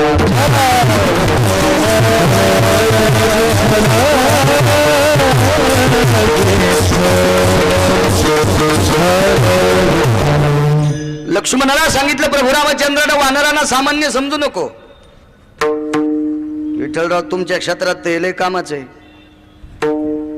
ज्याला कवडीची अक्कल नाही त्याच्यासाठी सुद्धा गाडी उभी करावी लागते. ज्याला बायको का भेद नसेल भेद तरी पण गाडी उभी करून लागते. काय चाललं तू ते तालुकाभर प्रचार करतो. अरे बापरे, तुम्हाला काय माहिती, साहेबांनी माझ्यासाठी गाडी उभी केली. त्याच्या लाऊडस्पीकरची लाईट जात नाही बालासाहेब, आणि त्याला का नीट नाही बोललं की जिल्हाभर ओरडत आहे. तसला घाणेरडा माणूस पाहिलाच नाही. लाईटच जात नाही, त्याचं वायरही तुटत नाही. हे म्हणून हे जी बारकाली असतात का, हे जे लाऊडस्पीकर कधी बी अशी गोड चालू ठेवली पाहिजे, गोल. प्रभू रामचंद्रांनी सांगितलं वानराला साधं समजू नकोस. ठीक आहे, कसं जायचं पलीकडे. एक वानर मारुतीला सागराच्या जवळ गेले. रामकृष्ण नामाची ताकद सांगतोय. सागराला विनंती केली, ऐके आपांपती तुझ मी करीत सो विनंती. मारुतीरायानं समुद्राला नमस्कार केला. ज्या सागरामध्ये मैनावत नावाचा पर्वत विश्रांती देण्यासाठी थांबला, त्याची सुद्धा विश्रांती न घेणारे मारुतीराय आज सागराला नमस्कार करते. याचं एकच कारण आहे, मालकावर संकट आहे. तरी त्या सागरानं सांगितलं, मी रस्ता देणार नाही म्हणजे नाही. मारुतीरायानं सांगितलं, सागरा मी रस्ता त्याच्याकरता मागतोय, ते तुमचे जावई आहेत. कारण लक्ष्मी सागराची कन्या आहे आणि ही लक्ष्मी भगवान विष्णू परमात्म्याची पत्नी. सागरा भगवान तुमचे जावई आहेत, तुमच्या जावयाकरता मी रस्ता मागतोय. समुद्र म्हणला मुद्दाम देणार नाही. मारुतीराय म्हणले जावायला रस्ता देणार नाही. ज्याला माझी पोरगी सांभाळता येत नाही त्याला कशाला रस्ता देऊ. सागराचंही खोटं नाही ना. माझी मुलगी ज्याला सांभाळता येत नाही त्याला रस्ता कसा देऊ मी. रावणानं हरण केलं माझ्या मुलीला, कसा द्यायचा रामप्रभूला रस्ता. नाही देणार. पण एक बारीक वानर जवळ आलं आणि मारुतीरायला सांगितलं, अहंकाराचं टोक गाठलेल्या सागराला कशाला नमस्कार करतोस रे. अहंकारी माणसाला नमस्कार करणं म्हणजे दगडाला नमस्कार घातल्यापेक्षाही वाईट आहे. मारुतीरायाने सांगितलं, आपलं काम आहे याच्या सोबत. याला विनंती केल्याशिवाय समुद्रातून रस्ता भेटणार नाही. त्या वानरानं सांगितलं, चाल घरी. घरी म्हणजे बाजूला, सागरातून रस्ता मी तयार करतो. मारुतीरायाचा घाम जिराला आणि त्याला विचारलं, का रे कसं कसं रस्ता करायचा. काय नाही म्हणले, मी दगड पाण्यात टाकला की तरंगतोय. तू का म्हणे नळा सागरी तारिल्या शिळा. तुकोबाराय सांगतात, त्या नळ आणि निळ नावाच्या एका वानराला एक वरदान होतं. त्यानं दगड पाण्यात टाकला की समुद्रामध्ये तो पाषाण तरत होता. 1200 किलोमीटर लांबीचा आणि 13.5 चौंग्याच्या रुंदीचा सागर बांधला. त्या सागराला शासनाचं बजेट नाही, त्याला सिमेंट नाही, त्याला खडी नाही, त्याला गज नाही, त्याला मिस्त्री नाही, काम करणाऱ्याला 1 रुपयाची मजुरी नाही. आणि 1200 किलोमीटरचा सेतू तयार झाला. त्याच्याहून 18 पद्म वानर गेले, 72 कोटी रीस गेले, 56 कोटी गोलांगुळ गेले. डोक्याच्या केसा इतका सुद्धा पूल खाली दाबला नाही. आपण उन्हाळ्यात तयार केलेला पूल उद्घाटन होतं उन्हाळ्याच्या शेवटच्या टोकात. आणि अतिवृष्टीच्या मृग नक्षत्रात किंवा रोहिणी नक्षत्रावर अति पाऊस पडतो आणि त्या पावसात पुलाचे 2 गाळे वाहून जातात. आणि एसटी कंट्रोलर बोर्ड लावतो, ऐका आणि आवाजाकडे लक्ष असू द्या. कधी कधी साऊंडवर बी सांगतो, ऐका आणि आवाजाकडे लक्ष असू द्या. अमक्या अमक्या मार्ग्या जाणाऱ्या एसटीच्या फेऱ्या 4 महिन्याकरता बंद करण्यात आलेल्या आहे. अतिवृष्टीनं त्या मार्गातल्या पुलाचे 2 गाळे तुटून गेलेत. त्या मार्गे जाणाऱ्या प्रवाशांनी हेलिकॉप्टरचा वापर करावा. ज्याला शासनाचं बजेट आहे, काम करणाऱ्याला मजुरी आहे, पाया खांदायला JCB आहे, मोठमोठ्याले इंजिनियर आहेत, मिस्त्री आहेत, हे सगळ्या काही गोष्टी असताना आपले पुलं खचतेत. पण त्या काळामध्ये वानराच्या हाताने बांधलेला पूल, ज्याला खालून आधार सुद्धा नाही, समुद्री तारियले पाषाण, सागरामध्ये पाषांत रंगवण्याची ताकद ही रामकृष्ण नामात आहे. म्हणून ज्ञानोबराय म्हणतात रामकृष्ण नामे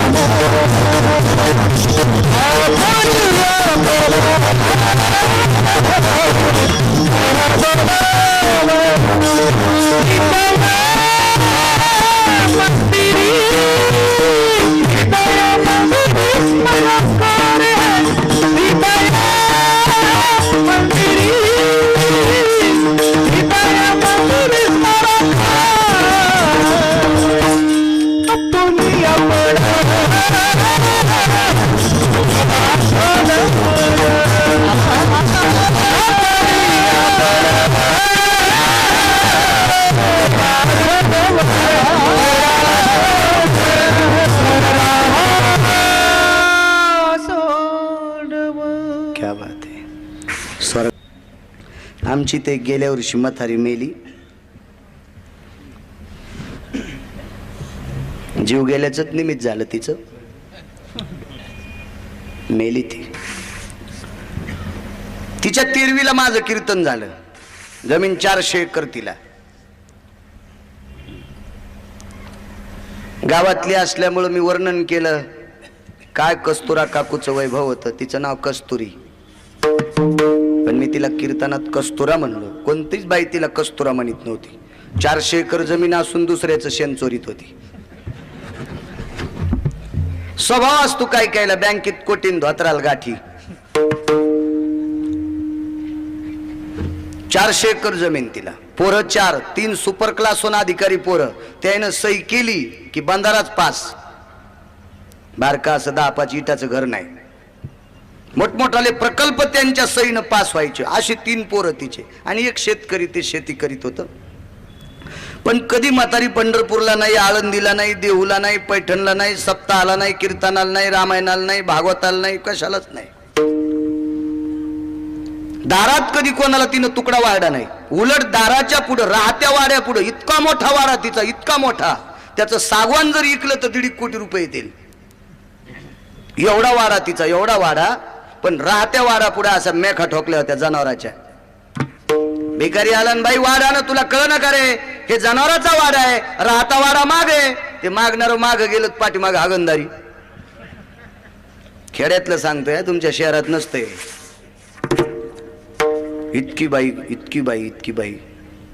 आणि तिच्या तिरवीला मग कीर्तन. वर्णन तर करावंच लागलं ना. काय करता, गावातला माणूस आहे, नाही त्याच्या विरोधात बोलावं तर अंगावर JCB घालीन. मग वर्णन केलं मी, काय कस्तुरा काकूचा स्वभाव, काय कस्तुरा काकूचा स्वभाव. लहान्या पोराले ऐकताना मळमळ होऊ लागलं. त्याच्या पक्क लक्षात आलं बाळू महाराज आले, सगळंच माहिती पण उगच चोंबाळायला. कीर्तन झाल्या झाल्या त्यानं माझ्या कानात सांगितलं, बाळू महाराज आमच्या म्हातारीचा स्वभाव चट तुम्हाला माहिती आहे, हिचाला खिशात घ्यावं पण म्हातारीच्या 10 फुटांना लांबून जा. इतकी म्हातारी दाढ होती. म्हातारी जर शेतात उभी राहिली तिच्या ऊसाकडे कोणी पाहिलं तर हानीत होती. ते म्हणलं आजी तुमचा ऊस मोडा नाही पण तो पाहिलंच काऊन इकून, म्हणजे बदमाश किती असेल कल्पना करा. आणि तिच्या तेरविल कीर्तन सुपर क्लासून अधिकारी कलकत्त्याला होतं.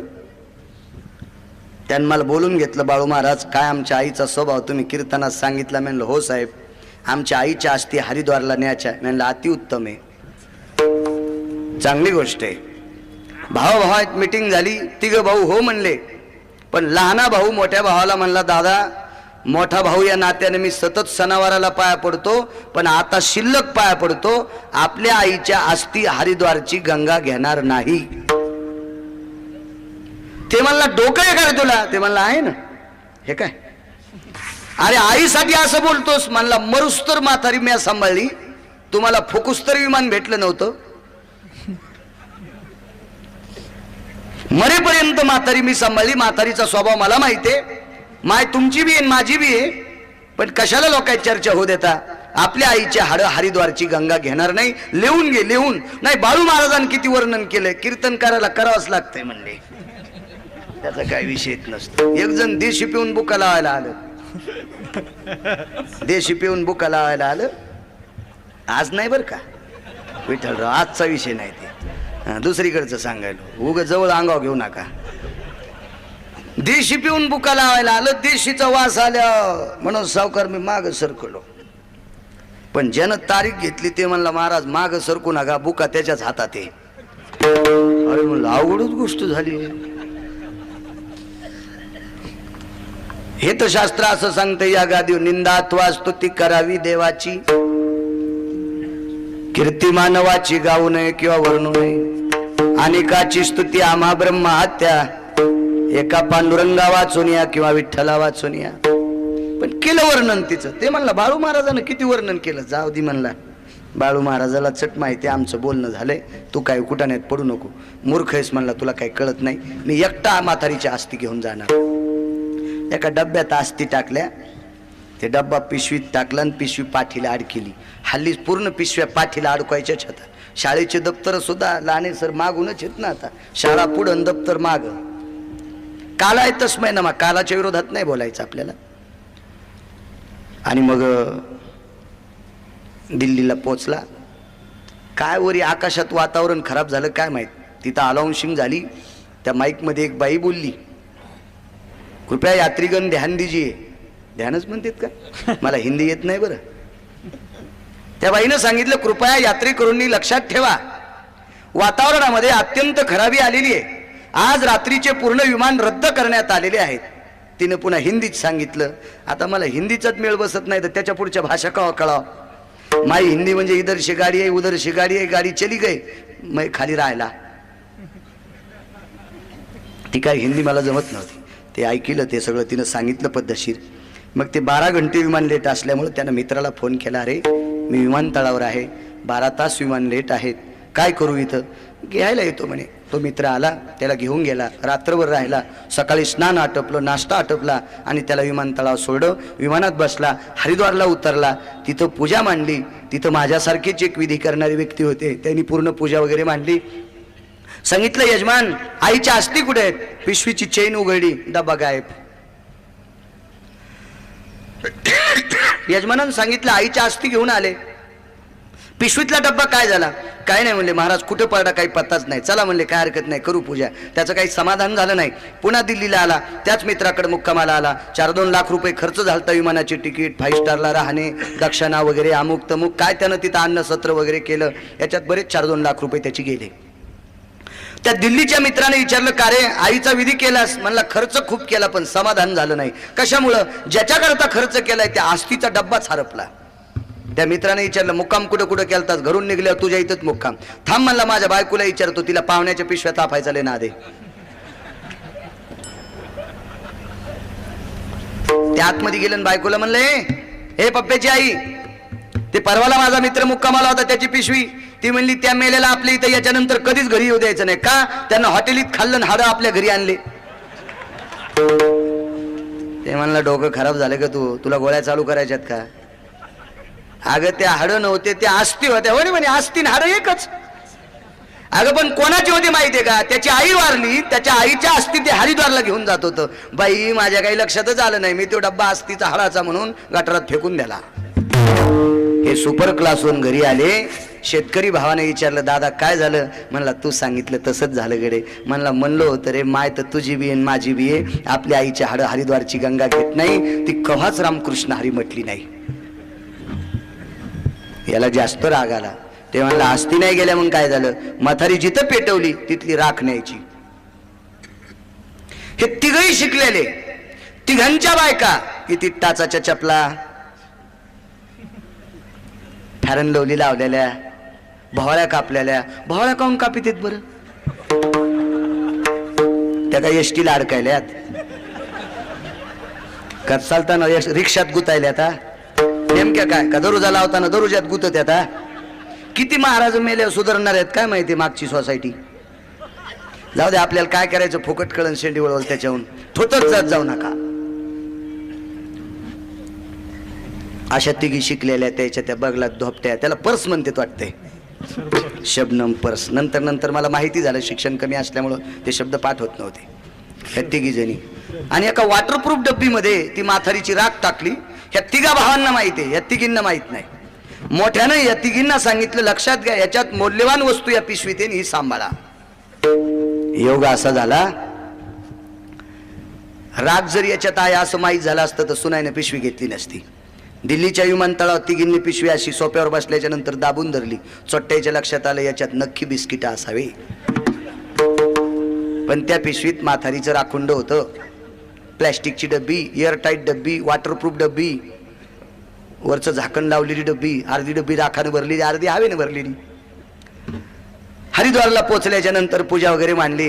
त्या आमच्या पुजाऱ्यानं सांगितलं का हो तुम्ही मागच्या आठवड्यात आलते ना, हो ना, अस्थीचा डब्बा हरवला होता काका, आता आईची राख घेऊन आलो. काय हरकत नाही, म्हणजे राख सुद्धा आईच्या शरीराचीचे, आपण याच्यावर विधी करू. पण त्याने काही डब्बीचं झाकण उघडं नाही, ती लावलेली डब्बी. पूजा आटपली, ही पूर्ण पूजा भरली आणि हरिद्वारच्या गंगेत टाकली. आतापर्यंत सुनायला माहीतच नव्हतं डब्बीत काय म्हणून. डबी काही त्याने पाहिलीच नव्हती. भावाने पूजा केली आणि गंगेमध्ये ज्या वेळेला पूजा टाकली, हे भाऊ वरती आंघोळीला गेले आणि या तिघी जणी खाली आंघोळीला गेले. तिघीपैकी शिकलेली पैकी लहाण्याची बायको अगोदर स्नानाला गेली आणि वरून टाकलेली पूजा पूर्ण पाण्याच्या तळाला गेली. पण माथारीच्या राखेची डब्बी वाहत वाहत खाली आली. शिकलेले पैकी लहाण्याच्या बायकोच्या हाताला लागली. ती म्हणली बाई हरिद्वारच्या गंगेनं प्रसादाची डब्बी दिली. म्हातारी घरी.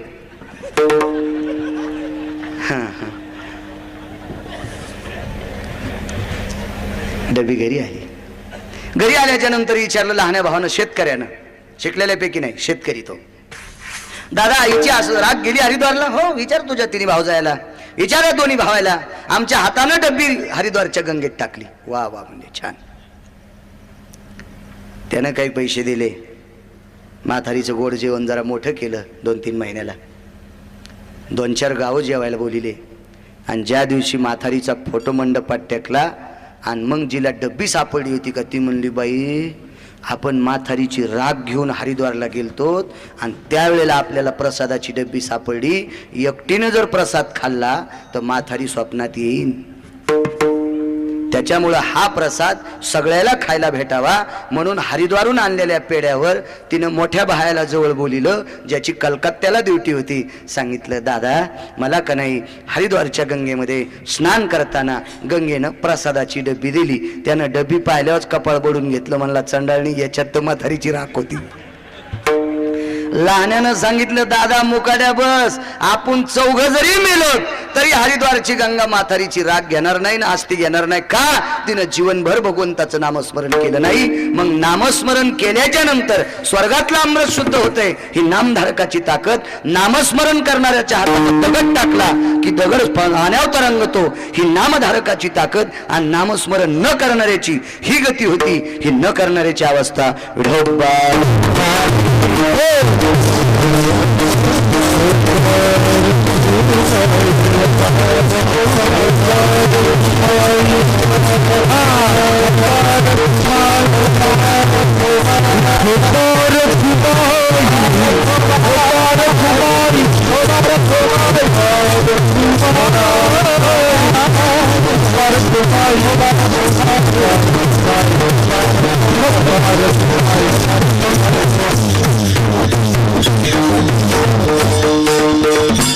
काय ताकद आहे रामकृष्ण नामात. पांडवाचा यज्ञ चालू आहे. एक उदाहरण सांगतो, पूर्ण विराम करू. माणसं विठ्ठलराव खूप वेळची बसलेले आहेत. 6-6:30 वाजल्यापासून माणसं आली. समय जाना. एक उदाहरण सांगतो, पूर्ण विराम करू. यज्ञ फार मोठा होता. त्या यज्ञामध्ये 1400 ब्राह्मण होते. 1400 लोक होते. ऋषीमुनी, योगी, जपी, तपी, संन्यासी, महात्मे कितीतरी होते. त्या यज्ञामध्ये एका पंक्तीला 43,832 लोक जेवत होते. एका पंक्तीला 43,832 लोक एका पंक्तीला जेवत होते. इतका मोठा यज्ञ. अशा दिवसाकाठी 14 पंक्ती होत्या त्या. असा यज्ञ 1 वर्ष 53 दिवस चालला.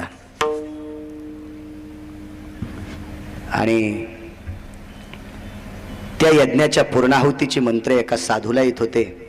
1400 लोकांनी मीटिंग भगवंताच्या सानिध्यात घेतली. प्रभू क्षमा असावी म्हणले. प्रभू या यज्ञाच्या पूर्णाहुतीचे मंत्र आमच्या गुरुजींना येतात. गुरुजी जोपर्यंत येत नाही तोपर्यंत यज्ञाची पूर्णाहुती होत नाही. यज्ञ 22 दिवसावर आलता.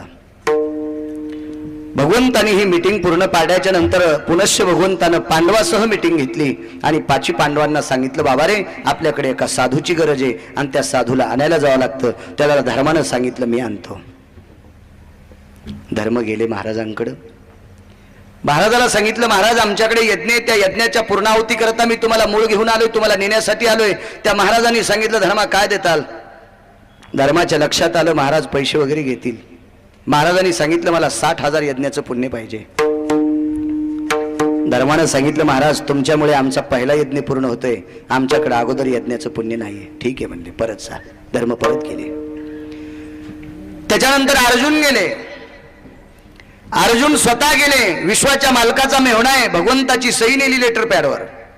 देवा महाराजांना सांगितलं, महाराज ब्रह्मांडाच्या मालकाची बहीण माझी पत्नी आहे, देवाचा मेहुणा आहे. महाराजांनी सांगितलं, मी ब्रह्मचारी आहे, मला तू कोणाचा मेहुणा आहेस, कोणाचा साडू आहेस, कोणाचा पुतण्या आहे, कोणाचा काय काका आहेस, कोणाचा मामा आहेस हे मला काही सांगू नको. मी संन्यासी आहे, मागणं पुढं फुफुटा उड, मला काही तुझ्याशी सोयरीक करायची नाही. हे नातेगोते मला सांगू नकोस. अर्जुनानं शक्ती प्रदर्शन केलं. मी संग्रामे हारू जिंतीला, तू कोणाला जिंकला असेल ते मला सांगू नको. मला तुझ्यासोबत युद्धही करायचं नाही. मी येणार नाही. मला 60,000 यज्ञाचं पुण्य पाहिजे. अर्जुनाने भगवान श्रीकृष्ण परमात्म्याने सही केलेला लेटर पॅड आतमध्ये टाकला. महाराजानं तो लेटर पॅड पेटून बाहेर टाकला. म्हणजे देवाचा सही केलेला फॉर्म सुद्धा महाराजांनी स्वीकारला नाही. अर्जुना जा परत. अर्जुनाच्या लक्षात आलं, महाराज आपलं ऐकत नाहीत. भीम म्हणाले, मी जातो. भगवंतानं सांगितलं, भीमा महाराज आणायचेत, महाराज लक्षात घ्या, सावधगिरीनं जा. भीम गेले. त्यावेळेला महाराज बाहेर बसले होते. भीमानेही शक्ती प्रदर्शन केलं आणि बरीच काही अशी झाडाची मुळी हातात घेऊन भीम हालत होते. त्यावेळेला महाराजांनी हातातला दंड फिरवल्याबरोबर 400-500 झाडं उडाली आणि भीमाच्या जवळ येऊन पडली. लक्षात आलं, आपल्यापेक्षा शक्तिशाली महात्मा आहे, काय खरं नाही आपलं. नकुल सहदेवानं सांगितलं, आपणही जाऊ शकत नाहीत. द्रौपदीनं देवाचा खिन्न चेहरा पाहिला, आपल्या पतींचा खिन्न चेहरा पाहिला, नाराजी पाहिली आणि विचारलं, का हो तुम्ही चिंताजन्य का आहात? द्रौपदी, 22 दिवसावर यज्ञ आलाय, तो साधू आल्याशिवाय आपला यज्ञ पूर्णत्वाला जात नाही आणि त्या साधूला 60,000 यज्ञाचं पुण्य पाहिजे. तो साधू कसा आणायचा आपल्याकडं? तो पैसे घेऊन येत नाही. द्रौपदीने एकांतात भगवंताची मीटिंग घेतली आणि देवाला सांगितलं, देवा तुम्ही जर माझ्या सोबत आले तर मी त्या महाराजाला आणील. भगवंतानं सांगितलं, मी पायी चालणार नाही. द्रौपदीनं सांगितलं, तुम्ही रथात बसा, मी पायी चालेल, फक्त मला तुमचा आश्रय असावा, तुमची सोबती असावा. कारण एकांतात नसावा. बाल्य रक्षंती, तारुण्य रक्षंती व्रता, वार्धक्य रक्षंती पुत्रहा, नैव नैव स्त्री स्वतंत्रता. स्वतंत्र जीवन चांगलं नाही प्रभू, म्हणून तुम्ही माझ्या साथीला असावे. काय हरकत नाही. भगवंत रथात आहेत, द्रौपदी पायी पायी आहे. तिथपर्यंत आली द्रौपदी. महाराज पर्णकुटीचं दार लावून बसलेले होते. द्रौपदीने नमस्कार केल्याबरोबर महाराजांनी आतून आवाज दिला, माय आपण कोण आहात? एका व्यक्तीने प्रश्न केला. दार लावलेला आहे तरी पण महाराजांच्या कसं लक्षात आलं बाई पाया पडली म्हणून? ती पाया पडली याच्यावरून लक्षात आलं, तिच्या हातात बांगड्या होत्या म्हणून वाजल्या. तिच्या हातात बांगड्या होत्या म्हणून त्या वाजल्या. हातातल्या कंकणाचा आवाज लक्षात आल्याबरोबर महाराजांनी आवाज दिला, माय आपण कोण? मी पांचाली आहे, मी द्रौपदी आहे. काय काम आहे माय? आमच्याकडे यज्ञ चालू आहे. तू पांडवांची पत्नी का बाई? हो, मी तुम्हाला नेण्यासाठी आले. महाराजांनी सांगितलं, बाई 60,000 यज्ञाचं पुण्य तुझ्या 3 पतींना सांगितलं, त्यांनी नाकारलेलं आहे आणि तू देशील का? तिनं सांगितलं, महाराज फक्त 60,000 यज्ञाचंच पाहिजे का? महाराज दरवाजातून न येता कुडातून बाहेर आले. कुड ज्यांच्या पॅन्टीवाल्यांना कळणार नाही, पर्णकुटीला तुळाट्याचा पराठ्याचा नाना प्रकारच्या झाडांचा कूड असतो, तो कूड म्हणून महाराज बाहेर आले आणि द्रौपदीकडे बघितलं, माय 60,000 यज्ञापेक्षा जास्त पुण्य देशील? तिनं सांगितलं, महाराज हस्तनापुरापासून तुमच्या आश्रमापर्यंत पायात चप्पल न घालता इथपर्यंत आले आणि प्रत्येक पाऊल रामकृष्ण हरी म्हणल्याशिवाय टाकत नव्हते. नाम घेता वाट चाली, यज्ञ पाऊला पाऊली, किंवा कोटी कोटी यज्ञ नित्य ज्याचा नेम, एक हरी नाम जपता घडे. एका नामाने कोट्यावधी यज्ञाचं पुण्य प्राप्त होतंय. महाराज रस्ता झाडीत होते आणि त्या रस्त्याने द्रौपदी चलत होती. यज्ञ पूर्ण झाला. धर्माने एके दिवशी द्रौपदीला विचारलं, सखे अगं आम्ही 3 भाऊ टकरून महाराज येत नाहीत आणि तू ज्या रस्त्याने चलत गेली त्या रस्त्याचे खडे तुला टोचू नये याच्याकरता महाराजांनी रस्त्याचे खडी झाडले आणि तू त्या रस्त्यानं चलत होती. तुझ्या समोरचा रस्ता महाराजांनी झाडला आणि आपला यज्ञ पूर्णत्वाला नेलास. तू त्या महाराजांना दिलंस काय? काहीच नाही प्रभू. मालकाला प्रभू म्हणायची. पती परमेश्वरा, मी हस्तनापुरापासून तिथपर्यंत रामकृष्ण नामाचा घोष करीत गेले आणि प्रत्येक पावलाला भगवंताचं नामस्मरण करत होते. देवाचं नाव घेत असताना, रस्ता चालत असताना, नाम घेता वाट चाली, यज्ञ पाऊला पाऊली. भगवंताचं नामस्मरण करीत असताना आपण जर चालत असोल तर प्रत्येक पावलाला यज्ञाचं पुण्य होतंय. अशा कोट्यावधी यज्ञाचं पुण्य महाराजाला समर्पित केलं. रामकृष्ण नामाच्या ताकदीनं किती जरी अर्थव्यवस्था तिथं स्थापित केल्याच्या नंतर अर्थाभय व्याप्ती पुंजा हिरे मानिका स्थिती वैभव शरवैरुण्या दातृतम नैवम साधवे दर्शना. नाना प्रकारच्या हिऱ्या मानिकाच्या खाणी सुद्धा महाराजाला दिल्याच्या नंतर जो महाराज येत नाही तोच महाराज रामकृष्ण नामाच्या साधनेने आला आणि पांडवाचा यज्ञ पूर्ण केला. ही रामकृष्ण नामातली ताकद आहे. म्हणून ज्ञानोबराय म्हणतात, रामकृष्ण नाम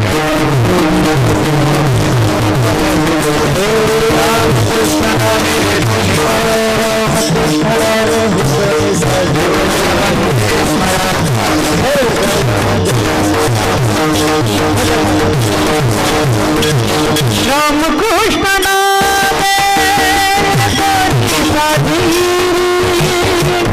रामकृष्ण नामे रामकृष्ण नामे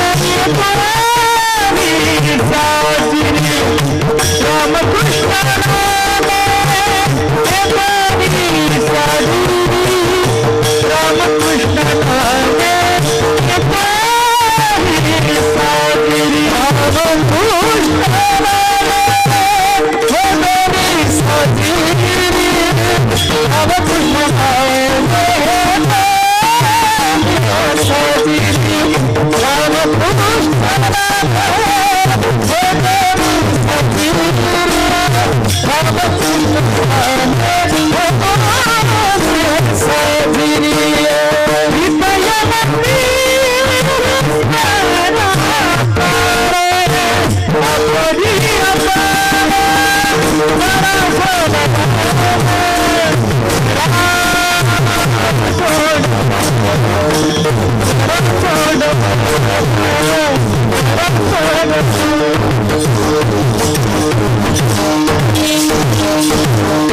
रामनामातली ताकद आहे.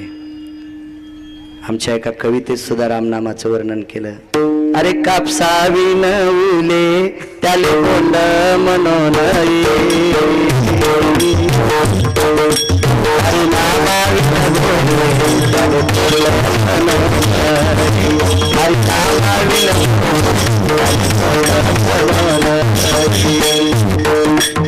जुन्या काळातल्या कवितेत सुद्धा क्या हनुमान महाराज रामनामाची साधना कवितेत सुद्धा सांगितल्या जायची.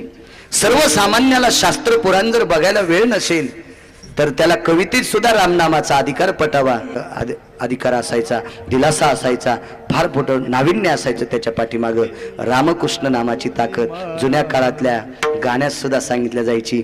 जात्यावर सुद्धा गाणे म्हणायच्या, नामनिष्ठाची बरी बरी सुंदर ते घरी, नामनिष्ठाची बरी बरी सुंदर ते घरी, मानुसा मानुसा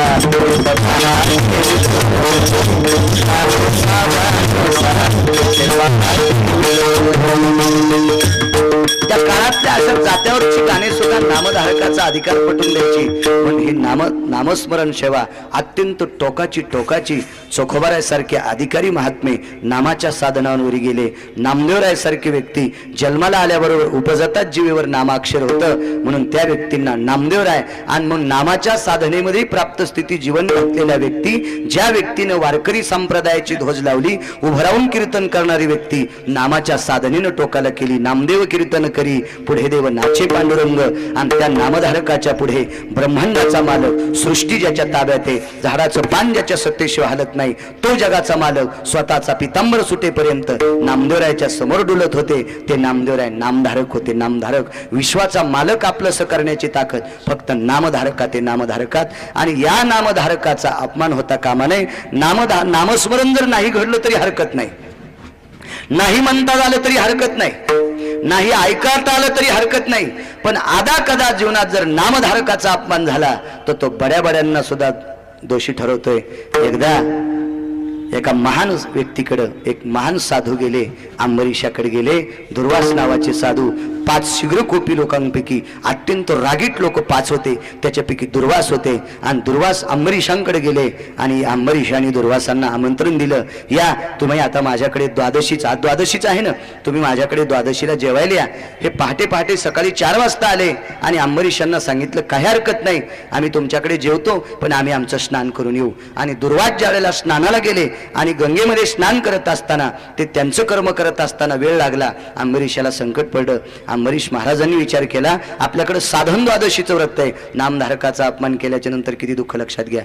अंबरीशाचं साधन द्वादशीचं व्रत होतं.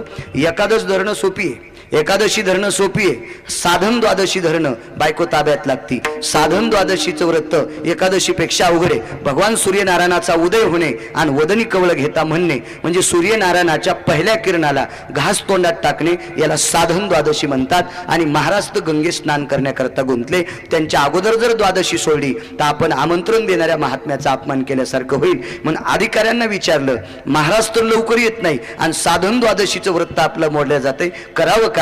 भगवंताला स्नान घातलेलं, देवाच्या स्नानाचं पाणी खाली पडलेलं होतं. देवाला स्नान घालत असताना अंबरीश श्लोक म्हणत नव्हते. देवाला स्नान घालत असताना आगळे वेगळे काही मंत्र म्हणत नव्हते. देवाला स्नान घालत असताना काही ऋचा म्हणत नव्हते. देवाला स्नान घालत असताना अंबरीश भगवंताच्या नामाचा उल्लेख करत होते, देवाचं नामस्मरण करत होते. आणि देवाचं नामस्मरण करून घातलेलं देवावरचं पाणी, खाली पडलेलं पात्रातलं पाणी नुसतं आचमन केलं आणि आपलं व्रत सुटल्याचं लक्षात घेतलं. त्या दुर्वासाला तेवढाच राग आला आणि दुर्वासाने क्रोध व्यक्त केला. वा वा वा वा वा, काय काय वेड्यासारखं काम आहे म्हणले, काय वेड्यासारखं काम आहे तुझं, मला आमंत्रित केलंस आणि या ठिकाणी माझ्या अगोदर जेवण केलंस, मूर्ख आहे. दुर्वासाने अशा जटा फडकावल्या आणि त्या फडकावल्याबरोबर त्या जटेतून एक कृत्या बाहेर आली. ते कृत्या संपवण्यासाठी अंबरीशाकडे सुदर्शन होतं, देवाचं महत्वाचं आयुध सुदर्शन.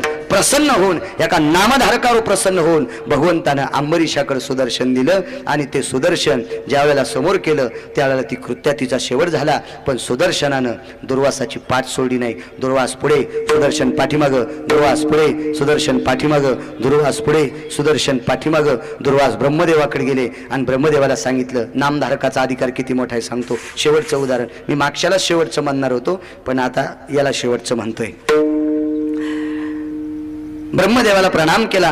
ब्रह्माजी ऐका बाबा, माझ्या पाठीमागं सुदर्शन लागलंय. कोण सुदर्शन? भगवान विष्णू परमात्म्याचं. ब्रह्मदेवानं सांगितलं, पहिलं इथून निघा, ते तुम्हाला जाळीन आणि मलाही जाळीन, निघा इथून निघा. त्यावेळेला दुर्वास भगवान शिवजीकडे गेले, शिवजींना प्रणाम केला. हे सद्देव की बाबा भगवान शिवशंकरा, तुम्ही डोळा उघडल्याच्या नंतर पाऊस पडतो, तुम्ही झाकल्याच्या नंतर बंद पडतो. क्षमा करा शिवजी, क्षमा करा शिवजी, माफ करा शिवजी. सुदर्शन भगवान विष्णू परमात्म्याचं पाठीमागे लागले, मला सुदर्शनापासून वाचवा. शिवजीनं सांगितलं, येड्यासारखं काय करता तुम्ही, येड्यासारखं काय करता? अहो ह्या कैलासाचं सुदर्शन जाळून टाकील. तुम्ही इथून ज्यांचं सुदर्शन आहे त्याच्याकडे जा. ब्रह्मदेव सोबत आहेत, भगवान शिवजी सोबत आहेत. पुढे पळायला लागलेले दुर्वास यांच्या सोबत हे दोघ जण आहेत आणि वैकुंठात गेले. भगवंताला प्रणाम केला. प्रभू प्रभू प्रभू प्रभू प्रभू प्रभू माफ करा, तुमचं सुदर्शन पाठीमागे. भगवंतानं सांगितलं, सुदर्शन आता माझ्या हातात नाही. दुर्वासानं सांगितलं, प्रभू जगातले नंबर 1 चे मालक आहात तुम्ही, विश्व तुमच्या ताब्यात आहे, सुदर्शन तुमच्या हातातलं आयुध आहे, हे सर्व सत्ता तुमच्या ताब्यात आहे. सुदर्शनाला तुम्ही थांबवा.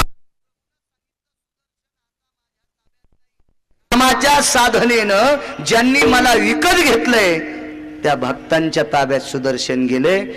सुदर्शनापासून जर तुम्हाला मुक्त व्हायचं असेल तर आमच्या तिघाईचं दर्शन न घेता नामाच्या साधनेनं ज्यानं सुदर्शन प्राप्त केले त्या अंबरीशाकडे जा.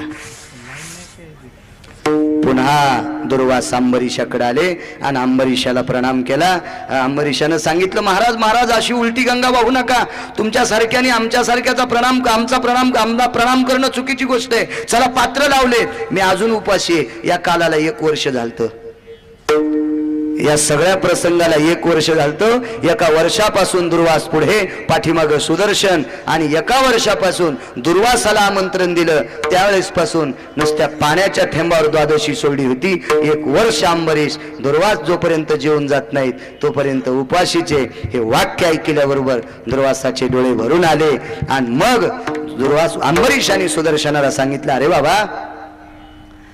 बाबा तू थांब. आतापर्यंत मी माझ्या कर्माची स्थिती व्यापकाला अत्यंत गोड केली असेल तर या पुण्याईच्या योगानं तू या महाराजांना काही करणार नाहीस. सुदर्शन ऐकत नव्हतं, तरी महाराजांच्या भोवताल सुदर्शन गिरट्या घालूत लागलं. अंबरीशानं दुसरी संकल्पना व्यक्तित केली, हे सुदर्शना, मी ज्या नारायणाचं भजन केलंय, मी ज्या नारायणाचं भजन केलंय त्या व्यक्तीच्या व्यतिरिक्त जगातलं दुसरं काही जर हाताळलं नसेल आणि त्या नामाची साधना माझ्याकडे असेल तर तू मात्र तिथं शिथिल होशील. लागली सुदर्शन दुर्वासांच्या पायावर येऊन पडलं. नामधारकाची ताकद किती लक्षात घ्या. भगवान विष्णू परमात्म्याचं आयुध सुद्धा हस्त करण्याची ताकद नामधारकात आहे. म्हणून ज्ञानोबराय म्हणले, रामकृष्ण नामे ही दोन्ही साजिरी. ही रामकृष्ण नामातली ताकद आहे. अत्यंत अत्यंत अत्यंत टोकाची शक्ती. रावणाची लंका जाळली, येणे जाळी येली लंका, धन्य धन्य म्हणे तुका. नुसती लंकाच जाळली नाही, हनुमंत महाबळी दाढी रावणाची जाळी. नामधारकाच्या विरोधात गेलेला राजा त्या दाढी मिशा सगळ जाळला. 33 कोटी देवांचा राजा होता, ज्याला 7 कोटी घरं होते, 1 लाख पोरं होते, 1.25 लाख नातू होते, 80,000 बायका होत्या. अत्यंत टोकाचा मुलगा होता. 33 कोटी देवाचा राजा बांधून आणण्याची ताकद ज्याच्यात होती असा त्या रावणाचा मुलगा होता. 16 प्रधान होते. एका प्रस्थ नावाच्या प्रधानानं जर आवेशात जांभाळी दिली तर यमाला ताप येत होती. एवढं मोठं रावणाचं वैभव होतं. आणि त्या रावणाची लंका मारुतीरायनं जाळली. पण हेच मारुतीराय बिभीषणाचं घर जाळू शकले नाही. आग लगी लक्षी बचाई शपथप्रमाणे पूर्ण लंका जाळली पण एकट्या बिभीषणाचं घर जाळू शकले नाही. एकांतात एके दिवशी मारुतीरायनं बिभीषणाला बाजूला घेतलं आणि बिभीषणाला विचारलं, राजन त्यावेळेला रावण जिवंत होता.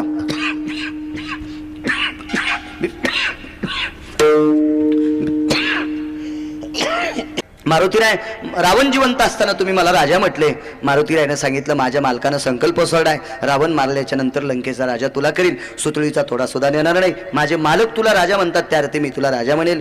पण एक माझी विनंती बिभीषणा, मी पूर्ण लंका जाळली पण तुझं घर का जाळू शकलो नाही? बिभीषणानं सांगितलं, मारुतीराय मी बघितलं एका घरावर शेपटी टेकल्यावर 50-50 घरं जळत होते, पण माझ्या घरावर जाणून बुजून शेपटी टेकली. माझ्या घरावरची धर्माची पताका जळाली नाही. माझ्या घरातलं तुळशी वृंदावन, माझ्या दारातलं तुळशी वृंदावन सुद्धा जळालं नाही. म्हणजे बिभीषण एवढ्या सोन्याच्या घरात राहत असताना सुद्धा त्याच्या दारात तुळशी वृंदावन होतं. मी बऱ्याच घराच्या वास्तुशांतीचे कीर्तन केले. इंजिनियरनं बुटाडो ठाला सुद्धा जागा केली पण तुळशी वृंदावनाला दाखिली नाही. बऱ्याच लोकांनी सांगितलं, महाराज आमचा फिरता पलंग आहे, इथं आंघोळी करतात, इथं आमकामकं करतात, इथं पाहुणे बसतात, इथं हे जेवायचं आहे, हे टेबल आहे, ह्या टेबलाचे पाय हत्तीच्या दाताचे येतं, ह्या टेबलवरचा जो आच्छादन केलेला हा चांदीचा पत्रा आहे, हे जे ताटात तुम्ही जेवायले का हे पितळाचे नाहीत महाराज, हे 2.5 किलो सोन्याचे आहेत. बापरे म्हणलं, तो रावणाला ओव्हरटेक केलंस. एवढा मोठा त्याचा बंगला, बाप फार फार फार फार मोठा. ते भात खायला चमचे सुद्धा सोन्याचेच होते. आता आपल्याला कधी पाहण्यात नव्हतं, त्याच्यामध्ये ते असे काजू बदाम टाकलेले खिरीमध्ये होते. मी सरळ वाटी तोंडाला लावली, कारण सोन्याच्या चमच्याची सवय लागली तर सतत पुन्हा तशीच सवय लागल, त्याच्यामुळे चमचा ठेवून द्याला तो. बरेच असे काही चमचे होते ते फळाच्या चकत्या खायला. आमच्या सोबतच्यानं त्या चमच्याचं बुंडलच खाल्लं, कारण ते चमच्याचं बुंडल असं चांगलं होतं ना, धरायला मस्त छानसं होतं, तेच खाल्लं. त्याला काही माहितीच नव्हतं, ते दिसायला गुळगुळीत असल्यामुळे त्यानं ते बुंडलच खाल्लं चमच्या. मग असं ती सगळी काही अशी घरं दाखवतं. पण त्यांना विचारलं, का तुळशी वृंदावन इथं नाहीये? नाही म्हणले महाराज, ते आम्हाला इंजिनियर साहेबांना सांगितलंच नाही. बर त्याच्या बायकोला विचारलं, का हो काकू तुळशी वृंदावन? म्हणले काय हरकत नाही महाराज, एवढं मोठं घर केलंय आम्ही, तुळशी वृंदावन केलं असतं पण शेजारच्याला शेपुड्या येतात, त्यांच्या शेळ्या सुटल्या की आमच्या तुळशीवरच येतात. वारे वा, जमलं म्हणलं, किती छान किती छान. या संस्कृतीमध्ये बिभीषणाच्या दारामध्ये, रावणाच्या लंकेमध्ये सोन्याचा महाल होता. एका वाड्याला 32 दरवाजे होते बिभीषणाच्या, 32. एक दरवाजाची चौकट 2.5 क्विंटलची होती, 2.5 क्विंटलची. एक भावटी एवढी मोठी. कारण रामायण सांगते बरं, मी सांगत नाही. एखाद्याला जर हे पटत नसेल तर ज्यानं रामायण लिहिले त्याला जाऊन झापका, कारण हे गिरगावकरचं वाक्य नाही, माझं रामायण सांगते. पाहुणी ग्रंथ करावे कीर्तन. एवढं मोठं घर, तरी पण त्याच्या दारात तुळशी वृंदावन होतं. अहो, बिभीषणाकडे तुळशी वृंदावन असेल काही नवलाची गोष्ट नाही, विषांतर होते अशातला भाग नाही. तुम्हाला आठवण म्हणून सांगतोय, बिदरचा बादशाह मुस्लिम समाजाचा, त्याच्या दारात सुद्धा तुळशी वृंदावन होतं. अकबराच्या दारात सुद्धा तुळशी वृंदावन होतं, कारण तुळशी शिवाय हिंदू संस्कृतीत लग्नच लागत नाही. आणि बिदरच्या बादशाच्या दारात वारकरी संप्रदायात ज्यानं टोकाचं काम केलं असे संत शिरोमणी नामदेवरायचं लग्न बिदरला बादशाच्या दारात झालं, म्हणून तुळशी वृंदावन लावाच लागलं, म्हणून बादशाकडे वृंदावन होतं. आणि अकबराकडे तर तुळशी वृंदावन जाणून बुजून लावलंच, कारण एके दिवशी बिरबल तुळशीची पूजा करीत असताना अकबराला सेवक पाठवले, जा बिरबल को बुलाव बोले. ते सेवक गेला, बिरबल ज्यापणाने बोलवलंय तुला, मला हिंदी येत नाही, मराठीत सांगतो, जा म्हणे बादशाला सांग तुळशीची पूजा आटपल्यावर येईल. त्यानं सांगितलं, ज्यापणा ते तुळशीची पूजा करते. बादशाह म्हणला, तुळशी क्या रे हिंदू की, चला आपण जाऊन बघू. बादशाह गेला, बिरबल क्या रे? ये हमारी माता है बोले. बादशाह म्हणले, येडपट कुठले, झाडाला माय म्हणते. त्या बादशाहने ती तुळस टाकली उपटून. पण बिरबल हुशार माणूस होता, शहाणे माणसं जास्त बोलत नसतात. बादशाला विचारलं, कुठं जायचं? ज्यापणा, काय नाही रे, आज रथात बसायचं नाही, थकून गेलो मी, माझे पाय दुखते. पाय दुखले म्हणल्यावर रथात बसा. अरे त्याच्यासाठी दुखत नाही, थोडे पाय सुजलेत, आपल्याला चालायचंय. मग फेरफटका मारण्यासाठी एका पुष्पवाटिकेत गेले, आणि ती पुष्पवाटिका नदीच्या कडेला होती. नदीच्या कडेला आग्याच्या बोंड्याचं झाड होतं. आग्याच्या बोंड्या कळतात ना, त्या अंगाला टोचल्या की गुदगुल्या होत्यात. होय विठ्ठलराव, तुम्ही तर शेतकरी आहेत, माहीत असेल तुम्हाला. 2 वस्तू, एक त्या वरी शेंगा असतात काचकोयरीच्या, त्याच्या झाडाखालून जरी गेलं तरी अंग खाजवतंय. आणि एका झाडाकडे बघितलं की डोळे सुचतात, त्याचं नाव शेर. शेर म्हणजे वाघ नाही, त्या झाडाला पानं नसतात, नुसत्या हिरव्या काड्या असतात. शेराकडे असं बघितलं आणि त्याचं दूध टाकलं होतं, कायमचेच डोळे जातात ते शेराचं. आणि ह्या आग्याच्या बोंड्याचं असं झाडाची अशी बोंडी अंगाला लावली ना, सावकार तुम्हाला माहित नसते, हाय माहित. त्या आग्याच्या बोंड्याच्या झाडाला बिरबलानं प्रदक्षिणा घातली. बादशाह बोले, ये कौन है? ये हमारा बाप है बोले. ऐसा कैसा रे, घर में माँ और बाहर बाप, हमारा ऐसा ही रहता बोले. बादशाह म्हणला, माईला उपटून टाकलं, काय नाही. म्हणलं, बाप काय करील? बादशाहने ते झाड उपटिल्याबरोबर पायापासून गाला खाजीत होता. बादशाह म्हणला, बिरबल तेरी माँ अच्छी लेकिन बाप बहुत खतरनाक है भाई.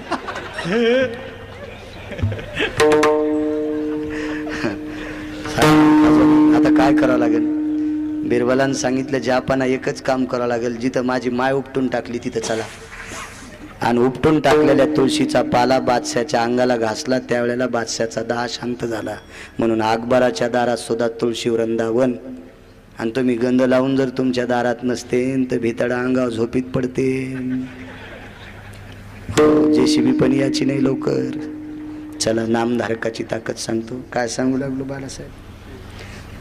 विभीषणाच्या दारात तुळशी वृंदावन होतं. मारुती रायाला सांगितलं, हनुमंता एका घरावर शेपटी टेकल्याच्या नंतर 50-50 घरं जळत होते. माझ्या घरावर जाणून बुजून शेपटी टेकलीस, पण दारातलं तुळशी वृंदावन सुद्धा जळालं नाही, तुळशीचं पान सुद्धा हळलं नाही, माझ्या घरावरची धर्माची पताका सुद्धा जळाली नाही. मारुती रायानं सांगितलं, बाबा मी त्याच्याकरताच विचारतोय. वैशान नावाचा अग्नी, वैशानर नावाचा अग्नी, अग्नीचे प्रकार 9 सांगितले, एका ठिकाणी 14 सांगितले. पोटातलं अन्न पचवतो त्याला जठरा अग्नी म्हणतात. आपण जो स्वयंपाक करतो त्याला वैशानर म्हणतात. माणसाला जाळतात त्याला भडाग्नी म्हणतात. पाण्याला जाळतो त्याला वडवानर नावाचा अग्नी म्हणतात. बाकीचे तुम्ही घरी गेल्यावर वाचा, सगळे सांगायला मी गुत्त थोडंच घेतलंय. घरी गेल्या वाचा ना तुम्ही पेपरावर याचं त्याचं इचकिण्यापेक्षा कधी कधी पुराणही वाची जा, चांगलं होईल चांगलं. आणि मग मला तेच विचारायचं, विभीषणा हा वैशानर नावाचा अग्नी ज्याला चिटकला त्याला काही शिल्लक ठेवत नाही, ही पूर्ण लंका जाळली रे, पण नेमकं तुझं घर जळत नाही, त्याचं कारण काय? विभीषणाचे डोळे भरून आले आणि मारुतीरायाला प्रणाम केला आणि सांगितलं, मारुतीराय ज्या वेळेला तुम्ही लंका जाळत होता त्यावेळेला माझ्या घरावर तुम्ही शेपटी टेकली, त्यावेळेला घरात बसून मी भगवान प्रभू रामचंद्राच्या नावाचं भजन करीत होतो. मी भगवान प्रभू रामचंद्राच्या नावाचं भजन करीत होतो. रामनामाच्या ताकदीनं माझं घर सुद्धा जळालं नाही. तुका म्हणे अग्नी झालाशे शीतळ आणि प्रतापे सबळ नामाची आखी लंका जाळली, पण विभीषणाचं घर जळालं नाही. ही फक्त नामाची ताकद आहे, रामनामाची ताकद आहे. म्हणून रामकृष्ण नामे दोन्ही साजिरी हृदय मंदिरी स्मराकारे. याला काही सायास लागत नाही. संस्कृत वाचण्यासाठी बुद्धी लागते, प्राकृत वाचण्यासाठी बुद्धी लागते, प्राकृत कळण्यासाठी बुद्धी लागते, संस्कृत कळण्यासाठी बुद्धी लागते. मराठीतले शब्द सुद्धा आपल्याला कळू शकत नाहीत कधी कधी. मी सोपे मराठीतले शब्द सांगतो. एतम देवनागरी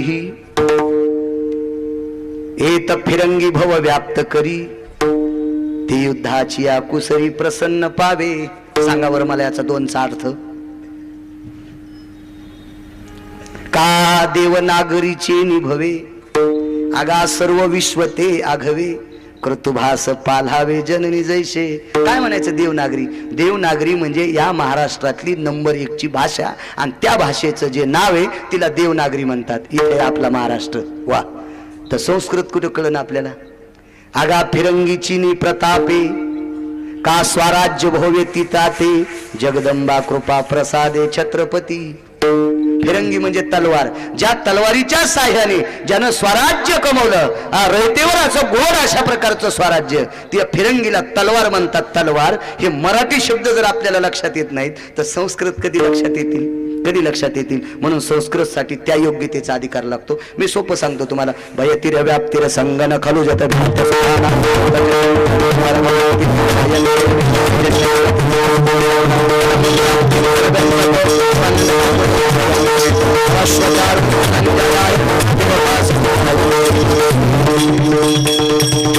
काय कळालं तुम्हाला याच्यातलं? कानाला गोड वाटलं असेल ठीक आहे, पण कळालं काय याच्याच अलीकडचा? फलदिति पायम आवर्जुठेवम नामति निष्ठम भामति कन्याम ब्रह्मम भवति सकल सुधानाम. हे झालं प्राकृत मध्ये. आणि याच्याही अलीकडचं जर मराठीत ऐकायचं, या पवित्र मुखाने भगवान ब्रह्मदेवाची कन्या सरस्वती तुझ्या जिभेवर बसू दे, आणि त्या सरस्वतीच्या कृपेने विटेवरच्या पांडुरंगाचा असेल, माझ्या भगवान शिवजीचा असेल, गणपती बाप्पाचा असेल, जगदंबेचा असेल, तुला आवडती जी देवता आहे त्या देवतेचं तू भजन करत राहा, त्या भगवंताचं तू नामस्मरण करत राहा. हे तुम्हाला कळालं का नाही? याच्या अगोदरचं मी हेच सांगितलं, पण संस्कृत मध्ये सांगितलं, कारण कळत नाही म्हणून त्याच्यासाठी आकलन शक्ती लागते, त्या योग्यतेची विद्वत्ता लागते. प्राकृत असेल, ओरिजिनल मराठी असेल, टीका संस्कृत असेल, मूळ संस्कृत असेल, याला योग्यतेचा अभ्यास लागतो. बाकीच्या गोष्टी एखाद्यानं वाचिला तरी त्याचा श्लोक आकलन करण्याची आणि उकलण्याची आपल्याला शक्ती लागते. ह्या शक्ती जरी कोणाला नसतील, पण रामकृष्ण नामाची ताकद सर्वांना. बाकीच्या गोष्टी करत असताना विधीचा काल सांगितला, पर्वाचा काल सांगितला, पर्व म्हणजे मुहूर्ताचा काल सांगितला, अधिकार सांगितला. साधा यज्ञ करायचा असेल तर त्याच्या राशीला अग्नी मृत्यूलोकात पाहिजे. यज्ञ करायचा असेल तर त्याच्या डोक्याचं माप घेऊन तंडीलाचं माप घ्यावं लागतंय. तो ब्रह्मचारी किती दिवसाचा असेल, ह्या पूर्ण गोष्टी, गावरान गाईचं तूप किती सापडेल, या पूर्ण गोष्टीचा अभ्यास लागतो. हे बाकीची विधी करत असताना. पण रामकृष्ण नामासाठी एक तीळ मात्र कसल्याही प्रकारचा काही संबंध नाही. ज्या ठिकाणी असतात, एखादा शिक्षक शाळेवर असेल, तो रस्त्याने जात असेल, रस्त्याने गर्दी नसेल, मोटरसायकल हाकत असेल, मनातली मनात रामकृष्ण हरी, जो ज्या देवाचा भक्त असेल त्या देवाचं भजन करायला मनातली मनात रामकृष्ण हरी म्हणायला काय हरकत नाही. कुठलाही जरी माझा शेतकरी राजा असेल, शेतकरी राजाला मी चौथा देव म्हणतोय, विठ्ठलराव चौथा देव. मी पठ्यानी आतापर्यंत पाचवा देव पाहिला नाही. ज्याच्या सृष्टी ज्याच्या कृपेशिवाय झाडाचं पान हालत नाही त्याला विटेवरचा देव म्हणतात. म्हणजे भगवान विष्णू परमात्मा, भगवान शिवजी सुद्धा हे सर्व देवता त्याच्यातच आले. हे पूर्ण एकाच भगवंताचे स्वरूप आहेत. अवतार अवतार वेगवेगळे आहेत. ज्याच्या कृपेशिवाय झाडाचं पान हालत नाही त्याला विटेवरचा देव म्हणतात. त्याचं भजन 18 संतांनी केलं म्हणून 18 संत नंबर 2चे देव म्हणतो. ज्यांच्या कृपेने आपण भारतातली पूर्ण माणसं आनंदाने झोपतो. अशा हातामध्ये स्वतःच्या जीवाचा बलिदान देऊन, स्वतःचा जीव विस्तवावर ठेवून, स्वतःच्या जीवनाशी होळी खेळत असणारे, हातात बंदूक घेऊन सीमेवर थांबणारे फौजी लोक हे नंबर 3चे देव आहेत. आणि ह्या 1-2 वर्षात मला कळतंय तसं सर्वात जास्त ज्याच्यामुळं आपण सुखानं श्वास घेतो, ज्यांच्यामुळं आनंदानं दारं लावून झोपतो, नेमक्या त्याच 3 नंबरच्या देवावर जास्त संकट आहे सध्या. कितीतरी या 3 नंबरचे देव मृत्यू पावलेत, यांच्यामुळं आपण सुखानं श्वास घेतो. बालासाहेब हे 3 नंबरचे देव आहेत फौजी. आणि 4 नंबरचा देव सांगतो, ज्याच्या घामाच्या थेंबातून प्राप्त झालेला मोती, तो गव्हाचा दाणा असेल, जो ज्वारीचा दाणा असेल, तो उडदाचा दाणा असेल, जो मुगाचा दाणा असेल, जो तुरीचा दाणा असेल, त्याच्या घामाच्या थेंबातून तयार व्हा. आणि त्याच्या घामाच्या थेंबातून तयार झालेले मोती तुमच्या माझ्यासारखे सर्वसामान्यापासून तर टोकाला गेलेली माणसं विठ्ठलराव ज्याच्या घामाच्या मोत्यापासून जगतात, तो शेतकरी राजा चौथा देव आहे. पठ्यानं आतापर्यंत 5वा देव पाहिलाच नाही. एखाद्यानं पाहिला असेल तर त्यांना मला सांगाव, मी त्याला गुरु करतोय. चला, तो शेतकरी राजा जरी अवधानीत असेल तर त्यानंही कधी कधी एखाद्या वेळेस रामकृष्ण हरी म्हणायला काही हरकत नाही. पोळ्या करत असणारी बाई तिनं जर रामकृष्ण हरी म्हटलं तर निश्चित पोरांचा बुद्ध्यांक सुद्धा वाढेल. पण ती इतकं विचित्र, ती पोळ्या करता करता सुद्धा सिरियल पाहती. सासूनं सुनाला कसं पोकलं, सुनानं सासूला कसं बेलनं फेकून हाणलं. टीव्ही मुंडक्यात पडन माया एखादी तू ह्या मुंडक्यात पडन तर नवरा तुझ्या अंगावरली टीव्ही उचलायला शेजारीन पण याची नाही बाई. म्हणून असं टीव्ही पाहता पाहता नको नागावपणा करू. रामकृष्ण हरी म्हणता म्हणता पोळ्या लाटणं असो, प्रत्येक कामं करताना सगळ्याला करता येईल असा सोपा सोपा. बहिणाबाईने किती गोड कविता केली. मगाशी मी तुम्हाला सांगितलं, कापसावीनं बोले त्याले बोंड म्हणू नये आणि हरिनामावीनं बोले त्याले तोंड म्हणू नये. किती सुंदरशी कविता, किती सुंदरशी. जुने लेख पहा, जुने उदाहरणं पहा. अत्यंत गोड गोड गोड अशा प्रकारची नामाची निष्ठा आहे. म्हणून या पवित्र भगवंताचं नाव अत्यंत गोड आहे. साध्या सोप्या कुण्याही माणसाला, कुण्याही स्थितीतल्या माणसाला घेता येते. म्हणून सर्वांना सुलभ आहे, सोपं आहे, तो घेण्याचा प्रयत्न करा. चालत आलेला आजचा कार्यक्रम आदरणीय राजकीय क्षेत्रातलं, या परिसरातलं, जीवाभावाचं, सगळ्यांच्या अंतकरणातलं, जडवड राजकीय क्षेत्रातलं रत्न आदरणीय अशोकरावजी चव्हाण साहेब